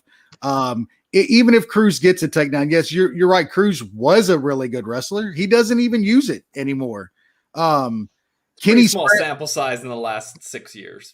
He might. He don't fight. So you're betting on a dude that doesn't fight, just got knocked the fuck out. Like good luck with betting on 36-year-old washed lower weight fighters. Like that is a recipe for disaster in this sport. I will take some Kenney at that price. He's going to outwork and get a decision on Dominick Cruz. Cruz is done. That guy is absolutely done. You're going to be very right or very wrong, Wes. Brad, so are y'all. It's good. Same way with y'all. Slap some sense into this man. I'll take the younger. Cruz averages like 7 takedowns a fight. Like he doesn't wrestle. Everything that Wes just said about Dominick Cruz is correct. The problem for Wes is that Casey Kenney is Kmart Dominick Cruz.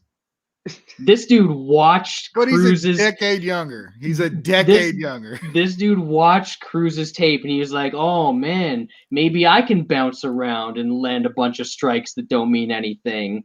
And sure, you can land You can land 600 body kicks against Haile Alatang, whatever the fuck that is. Land them. They're actually gonna land them. You can land them against Haile Alatang. Dominick Cruz hasn't even fought somebody as bad as Casey Kenney in over a decade. And I know that's like 3 fights. Three fights? But man, this is a massive step up for Casey Kenney, who, need I remind you, formerly a flyweight. And he's not a big bantamweight. If Cruz wants to wrestle him in this fight, I think Cruz can wrestle him. If this turns into like them both dancing around and doing footwork and not actually landing anything, that's it. It's still it wins. It's very competitive fight because they're the same dude in that sense, except Cruz is longer. He's been doing this longer. Kenney, he doesn't have power. I know people want to say that he's got more power than Cruz. Cruz just makes it to the cage. That's all y'all better hope for. You better hope he don't blow up a knee on the way out. He's fine. He waits till after fights. Exactly. Yeah, if Cruz gets through the training camp, he's good. So I don't know. Like, he was competitive with, like, obviously he got smoked by Cejudo at the end of that fight. But it wasn't like he was getting blown out the entire fight.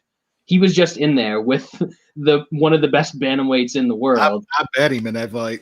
Yeah, he was in there with one of the best bantamweights in the world, and he was competitive with him, and then he got cracked.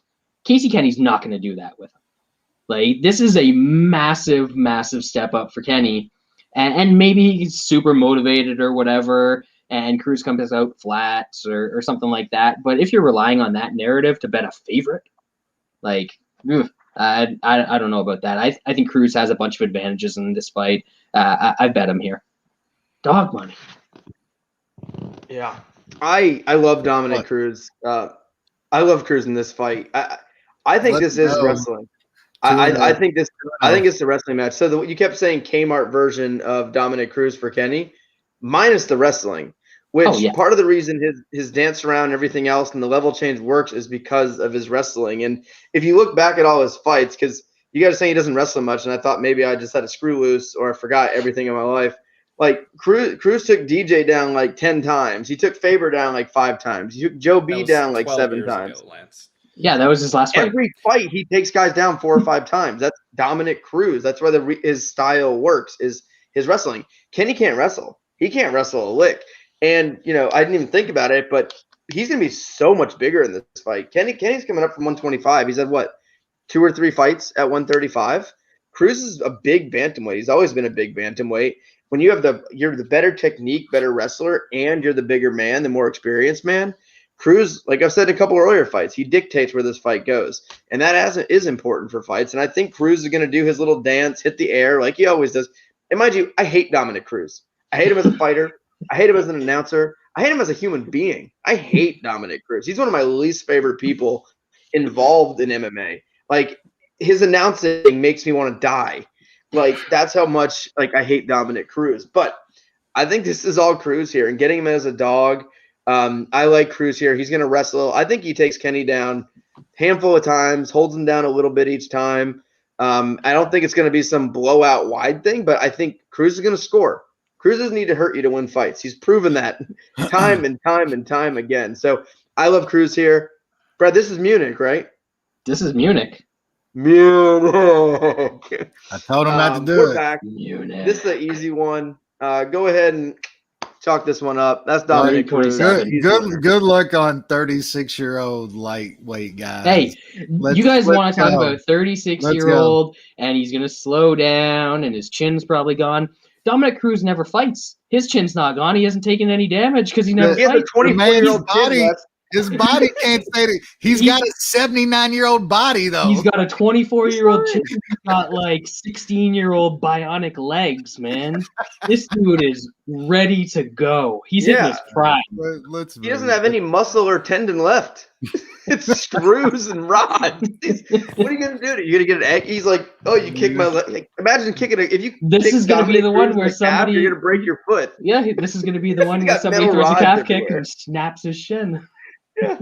So that's Munich this week. Dominick Cruz, easy winner, no biggie.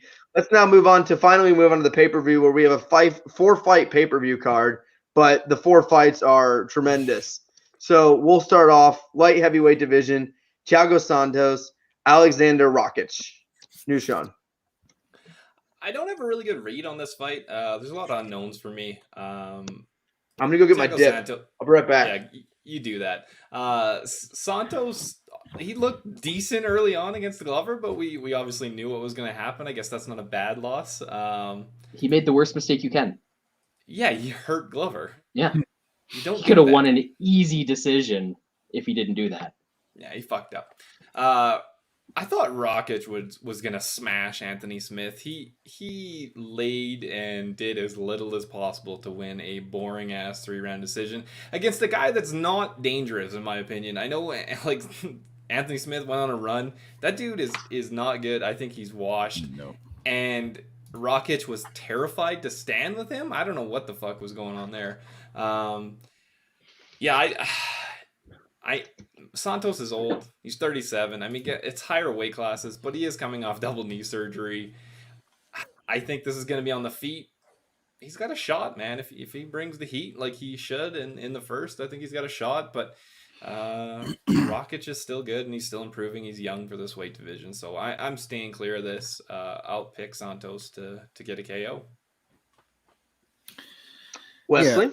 Yeah, Santos definitely has a shot here to get Rakic, but I think we see almost a lot of his fight against Smith. I think he's going to try to get inside and push this against the cage and maybe try to get some takedowns on Santos. I don't think he wants any part of that power personally. Will that work? I don't know. I guess we'll see. I'm not going to lay the juice to find out, but I think Rakic just could probably win a very boring decision, kind of like the Anthony Smith fight, if that's the route he takes. And I think that's probably what he's going to try to do. So I'm going to pick him, but I'm not going to bet anything on this fight.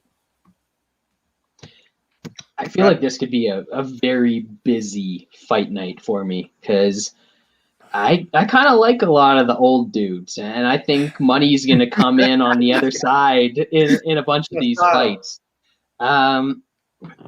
Man, Rakic, he fights scared, right?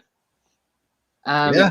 You don't want to throw with guys he knows got a little power. Yeah, like he's knocked out some bad fighters, and he's knocked them out quick. But I'm not sure you can take a whole lot from head kicking Jimmy Manoa in 2019 or knocking out Devin Clark. I don't feel confident in him when he fights because I don't feel like he is confident in himself. And then you've got Thiago Santos. I think that he might just put the fear of God into this dude. And maybe that means Rakic comes out and tries to wrestle. And if you're not rocked Glover, I don't think it's that easy to get Thiago Santos to the ground. He's got decent takedown defense. It's not great. It's not going to hold up against the best wrestlers in the division, but Rakic isn't the best wrestler in the division. He's not even close to that. I think Rakic is going to stay on the outside and try and like jab and do all of that to win a decision here. And I'm not sure that's going to be enough because I think Santos is going to be landing the harder shots. Even if he doesn't get him out of there in the first round, like he came back after a beating from Glover for a while, and he still had enough to put some hurt on him later in that fight. So Santos is going to be dangerous throughout this fight, and I'm not sure Rakic is going to want that. I think this could be a very timid fight on his side. I'm probably going to throw a little bet on Santos here. And the one line that I saw that was absolutely nuts was Santos by decision was like plus 800. It was a little earlier in the week. He doesn't win decisions ever. He might against a guy who's too scared to throw any punches. Yeah, if that goes to the cards, that's Rakic laying on Santos. I think so. Rakic is a quitter. You hit a quitter once, he quits. Or they're quitters. At plus 800, I think it's worth a shot. I might sprinkle in that as well, Brad. Appreciate you. I got to move to the plug. Here we go. I like Santos here. There's so much agreement today between me and Brad. This is not a good sign. We were talking about Munich before the show, and I think every single bet. Yeah, every single bet I think we agreed on for the most part. But I do like Santos here. I think Rakic, the scared factor is a big thing. That's not a joke. If you're scared to get hit and you're scared to engage, I don't know if Thiago Santos is the best man to be fighting, because he is just an intimidating presence. Even outside of the power that he obviously has in his striking, the dude just looks scary. He's got the hammer. He's got all kinds of things going for him. And people keep talking about John Jones, you fight John Jones, you're never the same. I don't think Santos looked bad versus Glover at all. I thought Santos looked pretty damn good against Glover. Glover's Glover. We know what Glover is. Santos, beat the shit out of him in round one, which that was obviously going to happen. But when Glover did his Glover thing in the second round, he took over the fight. He got on top. He was beating him up. That third round came up when everyone thought Santos was donezo. Santos then came back and almost finished Glover again. That second win Santos, I did not think looked bad in that fight. He just got beat. I like Santos here. I think my worry, where I wouldn't go too big on him, is I do worry Rakic can take Santos down and can lay on Santos and kind of do what he did in his last fight. But I don't know. I just feel like this fight's going to be on the feet enough, and Santos is going to come forward, and Santos doesn't hold his punches. Santos comes out guns a-blazing, and I don't think that's what Rakic wants. I just hope he doesn't overextend himself and get taken down. I think that's the worry, but I think Santos can land some shots, and I think he can put him out of here. So, on Santos here. Next up, lightweight division, Islam Makhachev versus, by far, the best-looking man in MMA history. I mean, not close, besides Dakota Cochran, obviously. But still. How does this guy get punched in the face for a living? It seems stupid. He makes Luke Rockhold look ugly. Yeah.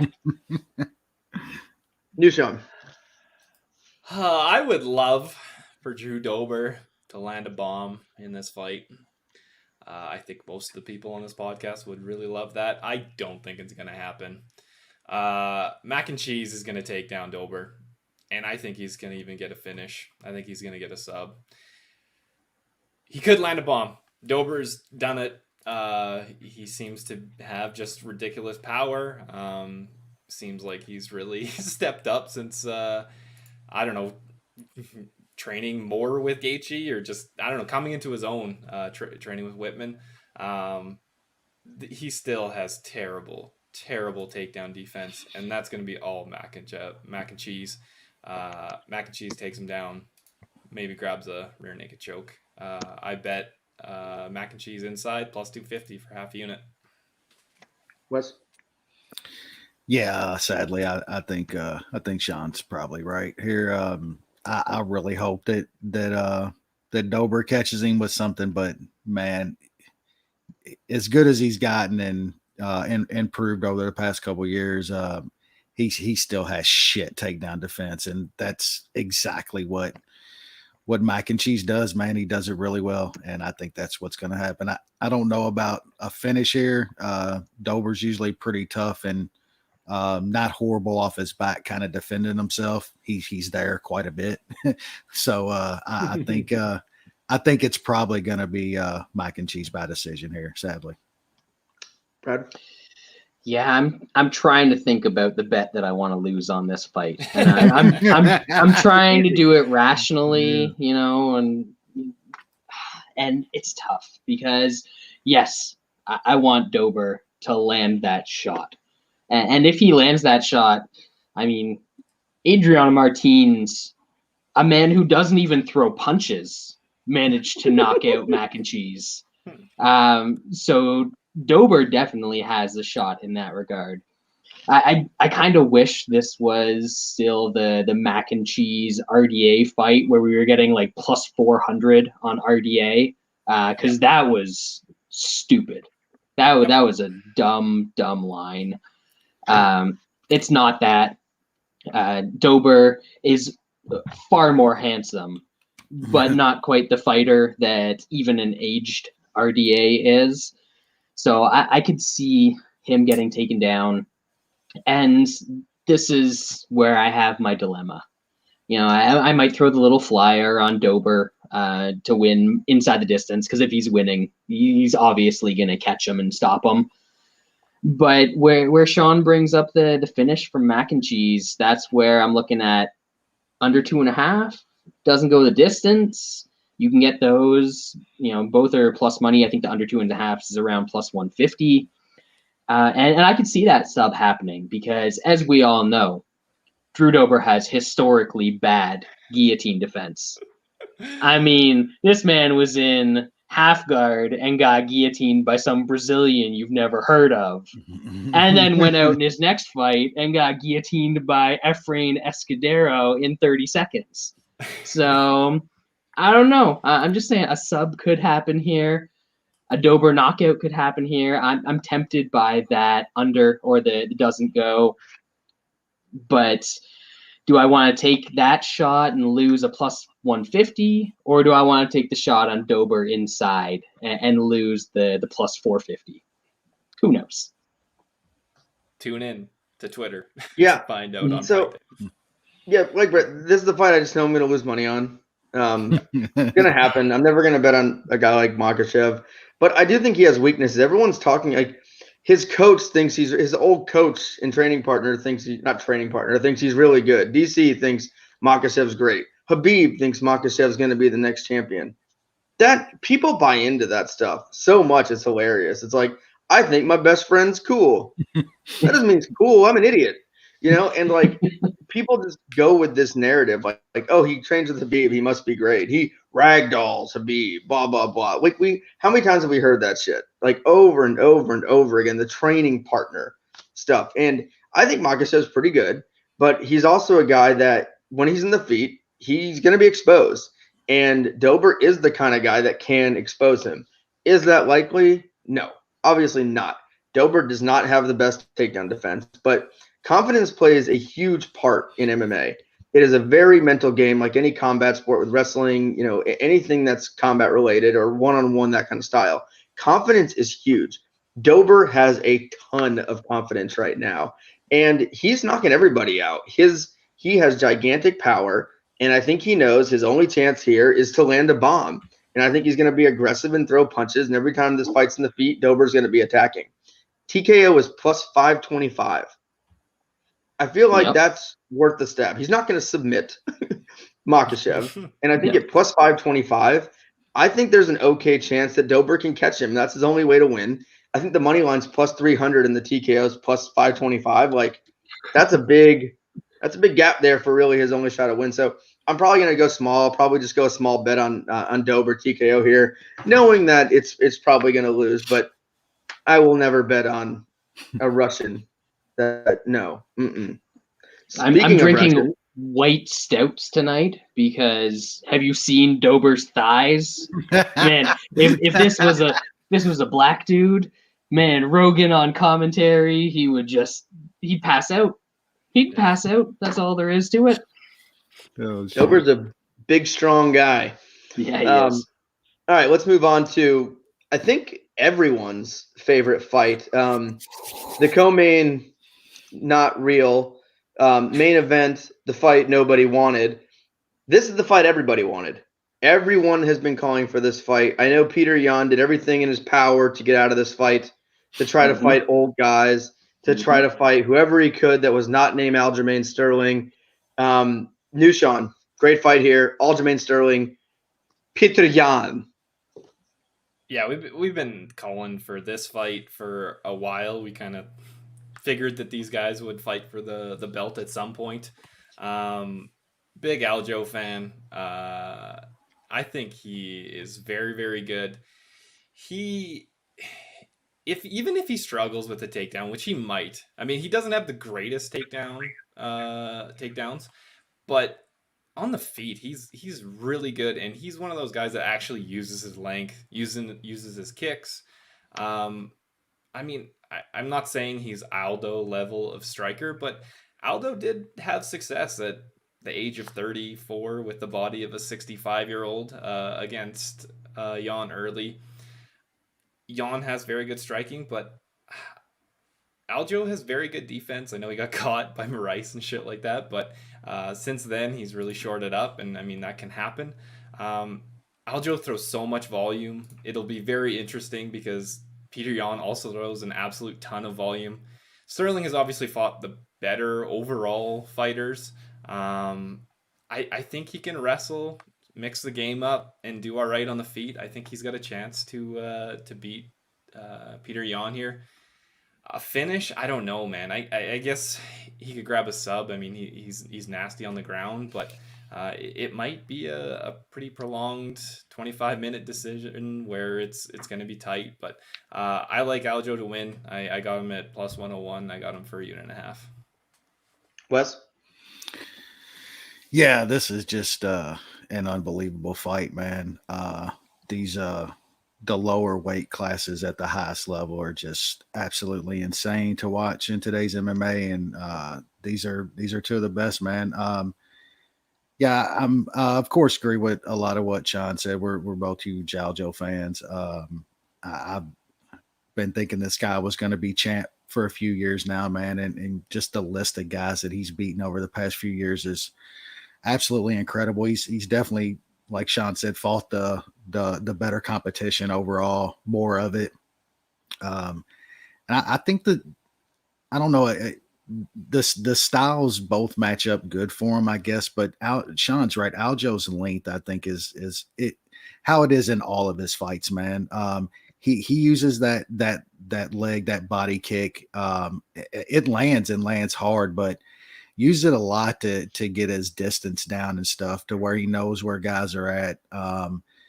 I think Peter Yan has more success of guys that he can get in their face and throw that volume. I think he's going to have a really hard time getting in on Aljo consistently enough to get off those combos that he likes to throw. Then like on the mat, I don't even know what kind of mat game Peter Yan has at this point. Like, we know what Aljo has there. He's a legit black belt that finishes really good dude. So I would imagine that Aljo tries to get this to the mat. And you got to think he's the bigger, stronger guy in this fight, like he is in all of his fights. Like, he's a massive guy at this weight class. So, man, I just think he's got way more ways to win here. I wouldn't be shocked by a sub, but like I said, I don't know Peter Yan's ground game. I really don't know how good he is or not down there. So I'm just taking some Aljo here. This is going to be one of my bigger bets over the past few months. And I've been thinking the guy's going to be a champ for a while now. And I think this is his time, man. The kid is really good. This is a great fight, though, man. I cannot wait for this fight. Aljo for the money. Brad? I mean, Wes talked a lot about, length and stuff like that. And man, Aljo's got long arms and legs too. But way longer than Peter Pan where it counts. And everybody wants to talk about Jan's cardio. But man, like, sure, you outlasted Jose Aldo. You outlasted Faber. You got outstruck and landed a couple big shots against Jimmy Rivera. Mm-hmm. You outpointed John Dodson and got dropped in that fight too. John Dodson of zero volume. You out-volumed Douglas Andrade. Like it looks like a good resume, and Jan is good. I have no qualms about that. I think he's a great fighter, but Aljo is the one that throws a shitload of volume out of these two guys. You look at his fight against Jimmy Rivera, and he threw like 8,000 strikes in 15 minutes in that fight. You look at his fight against Munoz, and we just saw that Munoz is just going to keep coming forward and throwing shit in fights. And Aljo outlanded him, I think, 2-1 in that fight. He throws so much volume. He is going to out-volume Peter Yan in this fight. And the thing about Aljo's style that makes him so difficult is he's an all-the-way out or all-the-way in fighter. And he's great at both of them. If he's outside, he is just going to keep kicking and kicking and kicking and kicking. And you're not going to be able to get your offense on. And then if you do get inside, he's a better clinch wrestler than you. He's a better sub artist than you. Okay. And man, like, is Jan a great wrestler? I don't think so. He's fine as a wrestler. Is he a great sub artist? We have no idea, but we know that Aljo is pretty great on the ground. So I think there's a lot of advantages for Aljo in this fight. And maybe he gets an early sub if he gets a quick takedown, but I don't think he has to rush in and resort to that, although he's saying that that's what he's going to do. Maybe a little bit of gamesmanship there. But the line that I was looking at is Aljo unanimous decision was plus 550 earlier this week. I grabbed a bit of that because I think that if this is kind of how I think the fight's going to play out with that all the way out, all the way in Aljo style, I think that he's going to go like 50-45, 49-46. I think that Aljo is the new champ here, but most of all, I've just got him money line, even money. Small cage too. I think that helps Aljo's game. I don't believe in that. That's a small cage thing. I think it makes a bigger difference for the fat guys that can't move. Yeah. I don't think it makes a big difference for bantamweights. Yeah. I would, Brad kind of said a lot of what I was going to say around the resume. I don't know if anyone's had a more set up path to a title fight from an extended period of time. Like there's some guys that have come in and got quick title fights, but for a guy that's been in the UFC for an extended period of time and a good bit of fights, I don't know if anyone has been like an easier path. Like who is this guy's best? Is Jimmy Rivera his best win, or is it a washed up Aldo? We'll see, bro. We'll see. We'll see.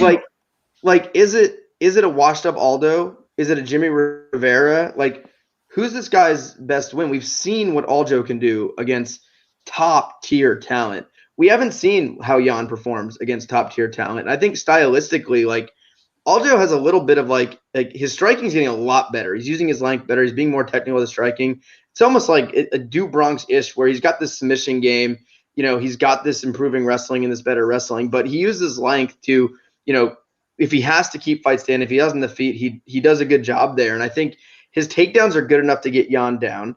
And if he does struggle early on in the fight to get takedowns, he's not going to get blown out of the water. I don't see Aljo like the Moraes fight. I don't see that happening. I don't think Jan's going to hit him with one shot and that's going to be over. And I think Aljo's going to throw more volume. I think he can get this fight to the ground. And I think these guys are on different planets in terms of grappling. Aljo's not just a really good grappler, really good submission fighter. He's one of the more creative guys on the ground. He finds creative positions. He finds creative ways. But what's unique about him is there's a lot of guys that go for weird shit, right? He somehow always maintains that top position when he's going for the weird shit. He doesn't put himself in bad positions when he goes for the creative submissions. And I would not be surprised whatsoever if Aljo grabs something here and gets a finish. And I think he's going to wear Jan out. And I think once we get into that third, that fourth, that fifth round, if it gets that far, I think Jan's going to be a bit gassed. And I think that's where you could possibly see a submission here. But I love Aljo in this fight. I think he's the better fighter. I think the only thing Jan has is power over Aljo. I think everything else is in Aljo's corner, and he has that equalizer of the wrestling advantage and the grappling advantage. So like Aljo here, this is the consensus bet of the week. We had a lot of consensus, I feel like, early in the card, but this is the one. This is moving on. It actually counts. Yeah. Does anyone have anything to say about Nunes and Megan Nunes Anderson? sub plus 220, 1 unit. Pray that she doesn't go for a TKO once she takes her down. She probably will. Who wouldn't want to punch Megan Anderson in the face? She's gonna smash her though, like inside the distance, whatever. If you want something. And anybody that wants to say that Megan has a chance because of her size, go back and watch her get subbed by Cindy Dandois. Yep. The OnlyFans star? 35-pound not cut. Hey, I've got a subscription. Who doesn't? I'm on that Jessica Penne OnlyFans. All right, well, we can move on to and that just shows UFC. Come on, stop booking these bullshit co-main events. All right, let's move on now to the main event, which is interesting but sad. I would say is the best way to describe this. We all know what this fight should be. Yep. We all know what this. It's only Wednesday night, folks. We got time. We have time. We know what this fight's going. Glover's there. There was pictures. He's there. He's the backup. Has he been through Izzy been through Texas anytime in the past couple of weeks? Or maybe he has a layover. We can hope. I will say the funny thing with Izzy is, when he first came up, until I would say the last year, this dude was an immediate fan favorite. Like hardcore fans loved him. Casual fans loved him. Everyone loved Izzy. Loved his style. Loved everything else. I'm trying to think of a guy that's taken more of a 180 in the last year. That's only you, Lance. That's only you. It's not that many other people. No, this guy. He's talking about his anime porn and all sorts of shit like that. Don't get it, Lance. Twitter isn't real life, man. People do not like this guy like they used to. People do not like this guy maybe the people that you follow, Lance. He's going like this. No one likes this guy. Everyone wants. He's turning to that. I want to see him get knocked out. I don't want to see him get a knockout. If he flatlines Jan, he is gonna be a big fucking deal. He already is. He's the champ, man. He knocked out their dude that thought was gonna wax him. I know. He's the champ of the second worst division, and now he's going to be the champ of the worst division. There you go. Yeah, I know Lance. I know Lance hates Adesanya, but Lance isn't even actually frozen right now. He's just sitting there pretending. Yeah, I like Adesanya. I think he's very, very good. There you go. Masvidal's the biggest fan. 180. 100%. That is 100% right. Absolutely, 100%. Adesanya too. Then no, they're not even in the same fucking stratosphere. Adesanya is probably going to come in at like at 190 pounds, maybe 193 pounds. Jan is going to come in at like 220, 225. There is going to be a big size difference. Now, I mean, Izzy is skilled enough that it might not matter. It kind of depends on how Jan fights. I think Jan is going to have to go through some shit, and he's not going to, pussyfoot around like Costa did. He's actually going to go in for the kill, and that might lay into Adesanya's trap, but I think that's the way he's got to win. He's got to get in tight and push him against the fence, maybe take him down, wear him out. I think it's decently possible, man. There's a reason there's weight classes, especially guys with this much power. We've seen Adesanya get clipped and rocked a bit by a 170er with 4-ounce gloves, Florence gloves. Blachowicz has power. He has real power. Polish power. So like I think Blachowicz can take him down. We still haven't really seen what Izzy can do off his back. He's shown decent takedown defense, but like I said, this is gonna be a 225-pound guy that has okay takedowns. It's gonna test him, so I think it's worth a shot. I got a unit on Blachowicz at plus 220. I got Blachowicz inside the distance at plus 345 for half a unit. If Izzy flatlines him, I can eat that, man, because that's the way it is. But I think Blachowicz is pretty damn good. He's always underrated, and there's a reason for weight classes, especially a guy that doesn't cut much, even to get down to his own weight class. Yeah, Wes. Yeah, I won't go as far as Sean to say I think Jan's damn good or something like that. Like I think Jan's one of the. I wouldn't Jan say might be the greatest opportunist in Yeah. MMA history. no doubt about it. That's perfectly He said. picked the one time in the last 10 years he could win the belt. That little tiny sliver. I don't want to call window. him. Yeah, I don't want to call him shitty or the worst champion ever or something like that because he's not that. No. But most opportune moment. Brad's absolutely right about that. Yeah, man. Look, everybody knows how much of an Izzy fan I am, but Sean is absolutely right. The skill gap here is incredible. Like it really is. The base skill gap is just insane in my opinion. Jan is so much better on the ground. Yeah. But like there is weight class for a reason, and Jan is going to be massive to Izzy in this fight. Like massive. He's going to be so much bigger than him. Maybe Izzy does catch him because I think Sean's also right that this ain't going to be a Costa situation. Jan isn't going to freeze in this moment and not do what he's done is for the past 10 years. He's coming forward and he's going to swing. And I more think he's going to get a hold of Izzy myself. That's what I'm worried about. I'm more worried about that than him catching Izzy. I think Izzy can bob and weave and move. The dude's great. His movement on the feet. I think Jan's going to get a hold of him. I think he's going to get him down and, he's probably going to finish Izzy, man. I'm hoping Izzy catches him with something coming in like that, but I think more often than not, the bigger, decently skilled guy who's going to have 40 pounds on him, 45 pounds. He's going to be massive here. That guy should win the fight more often than not. And I don't know if I can bet anything here, but I think we're going to be zooming this, and I'll probably be a couple bottles of red deep, and I'll probably have some inside the distance or TKO money on Jan at some point. But man, I hope I lose it. I absolutely hope I lose it. Brad? I mean, I don't even know why we're breaking this fight down because by the time Saturday rolls around, Izzy's going to be out of there.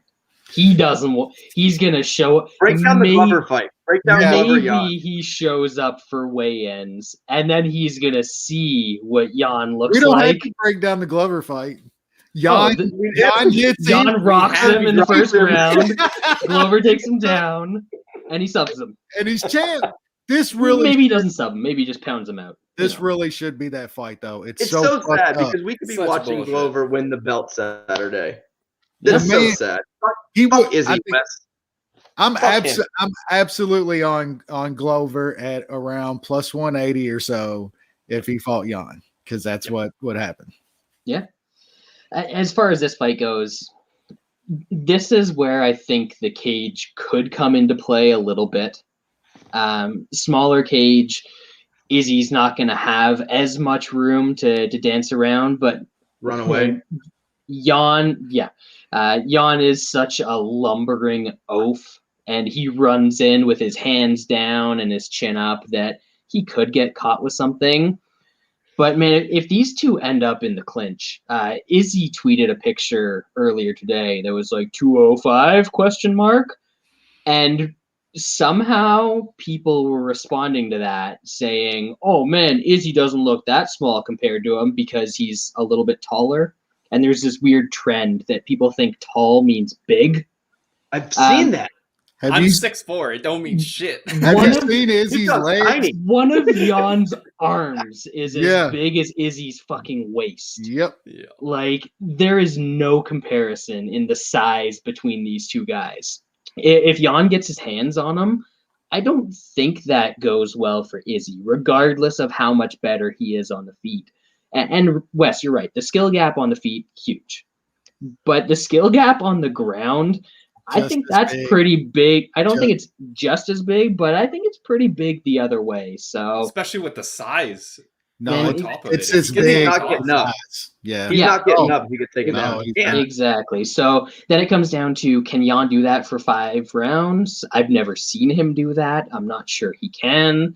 Maybe being heavy and Izzy being light. Izzy's got good cardio. We've seen him go 5 rounds before, sometimes doing a lot, sometimes doing nothing. So then I think Steve said it earlier in the chat. There's so many variables in this fight. if I don't lose all of my bets like I've done the last couple weeks, I'm probably going to end up with something on Jan.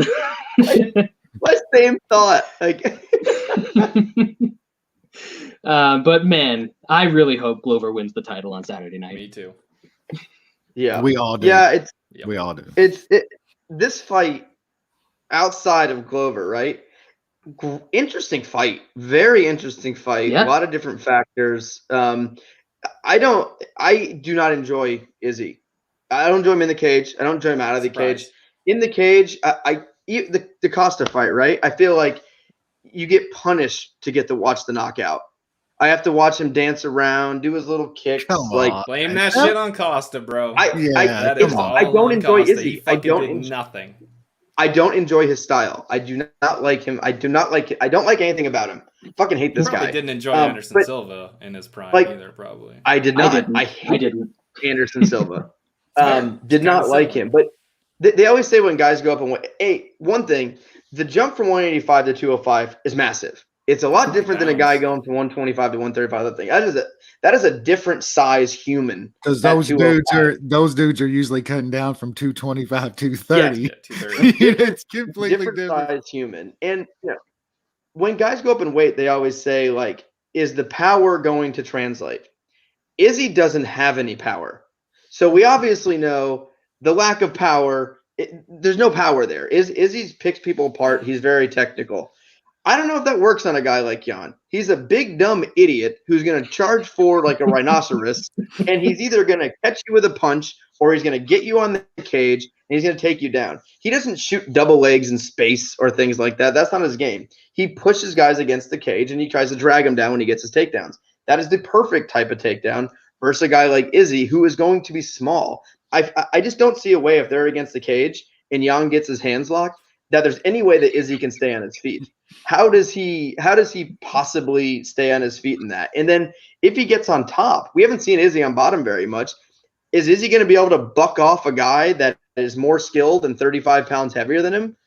I don't think so. I don't think this goes 5 though. I think if Jan is consistently taking him down and getting on top, he's going to be landing some big ground and pound. And I think Izzy's going to wilt under that. I think he's going to take some shots. So I actually like Jan in this one, but this is also probably my deep hatred for Izzy, who I just want horrible things to happen to him. And like this whole double champ shit, like I don't want that. Like 205 has got, we want to see Glover. If Izzy wins this fight, he said he's going back down to 185. So Glover's going to have to wait.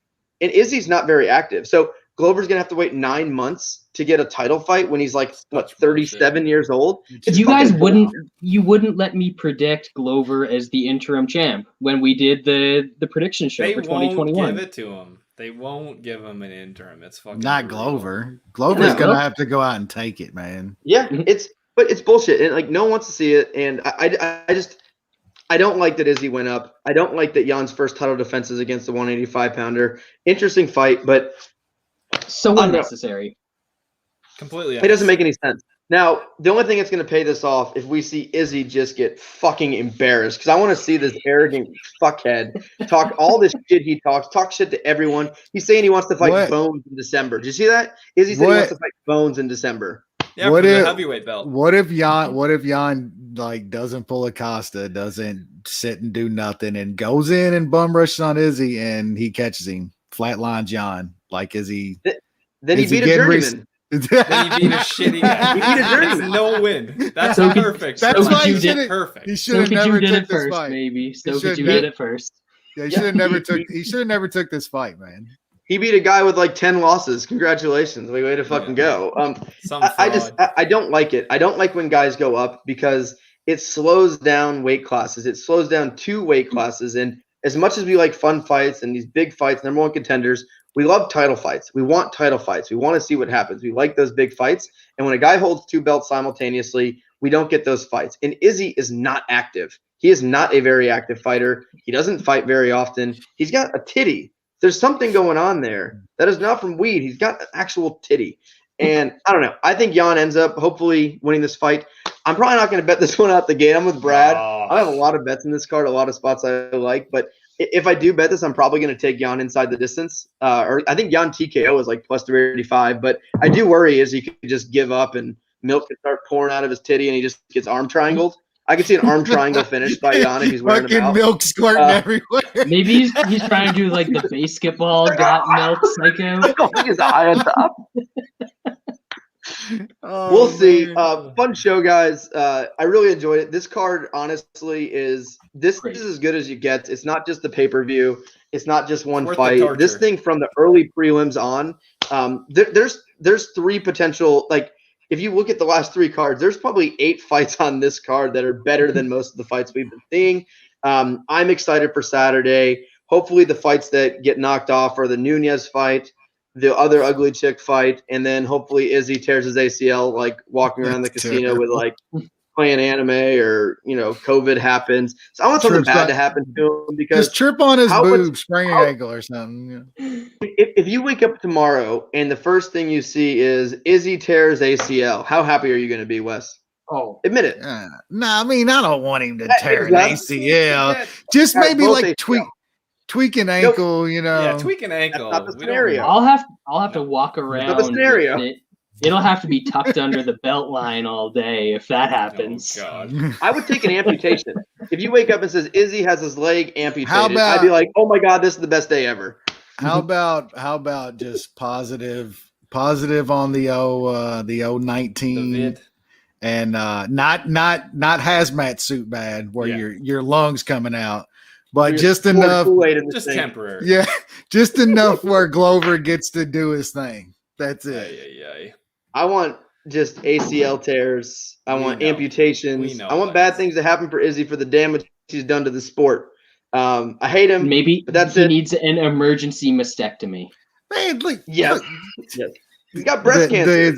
If this man smokes Jan, though, y'all put some respect on the dude's name next week. Nope.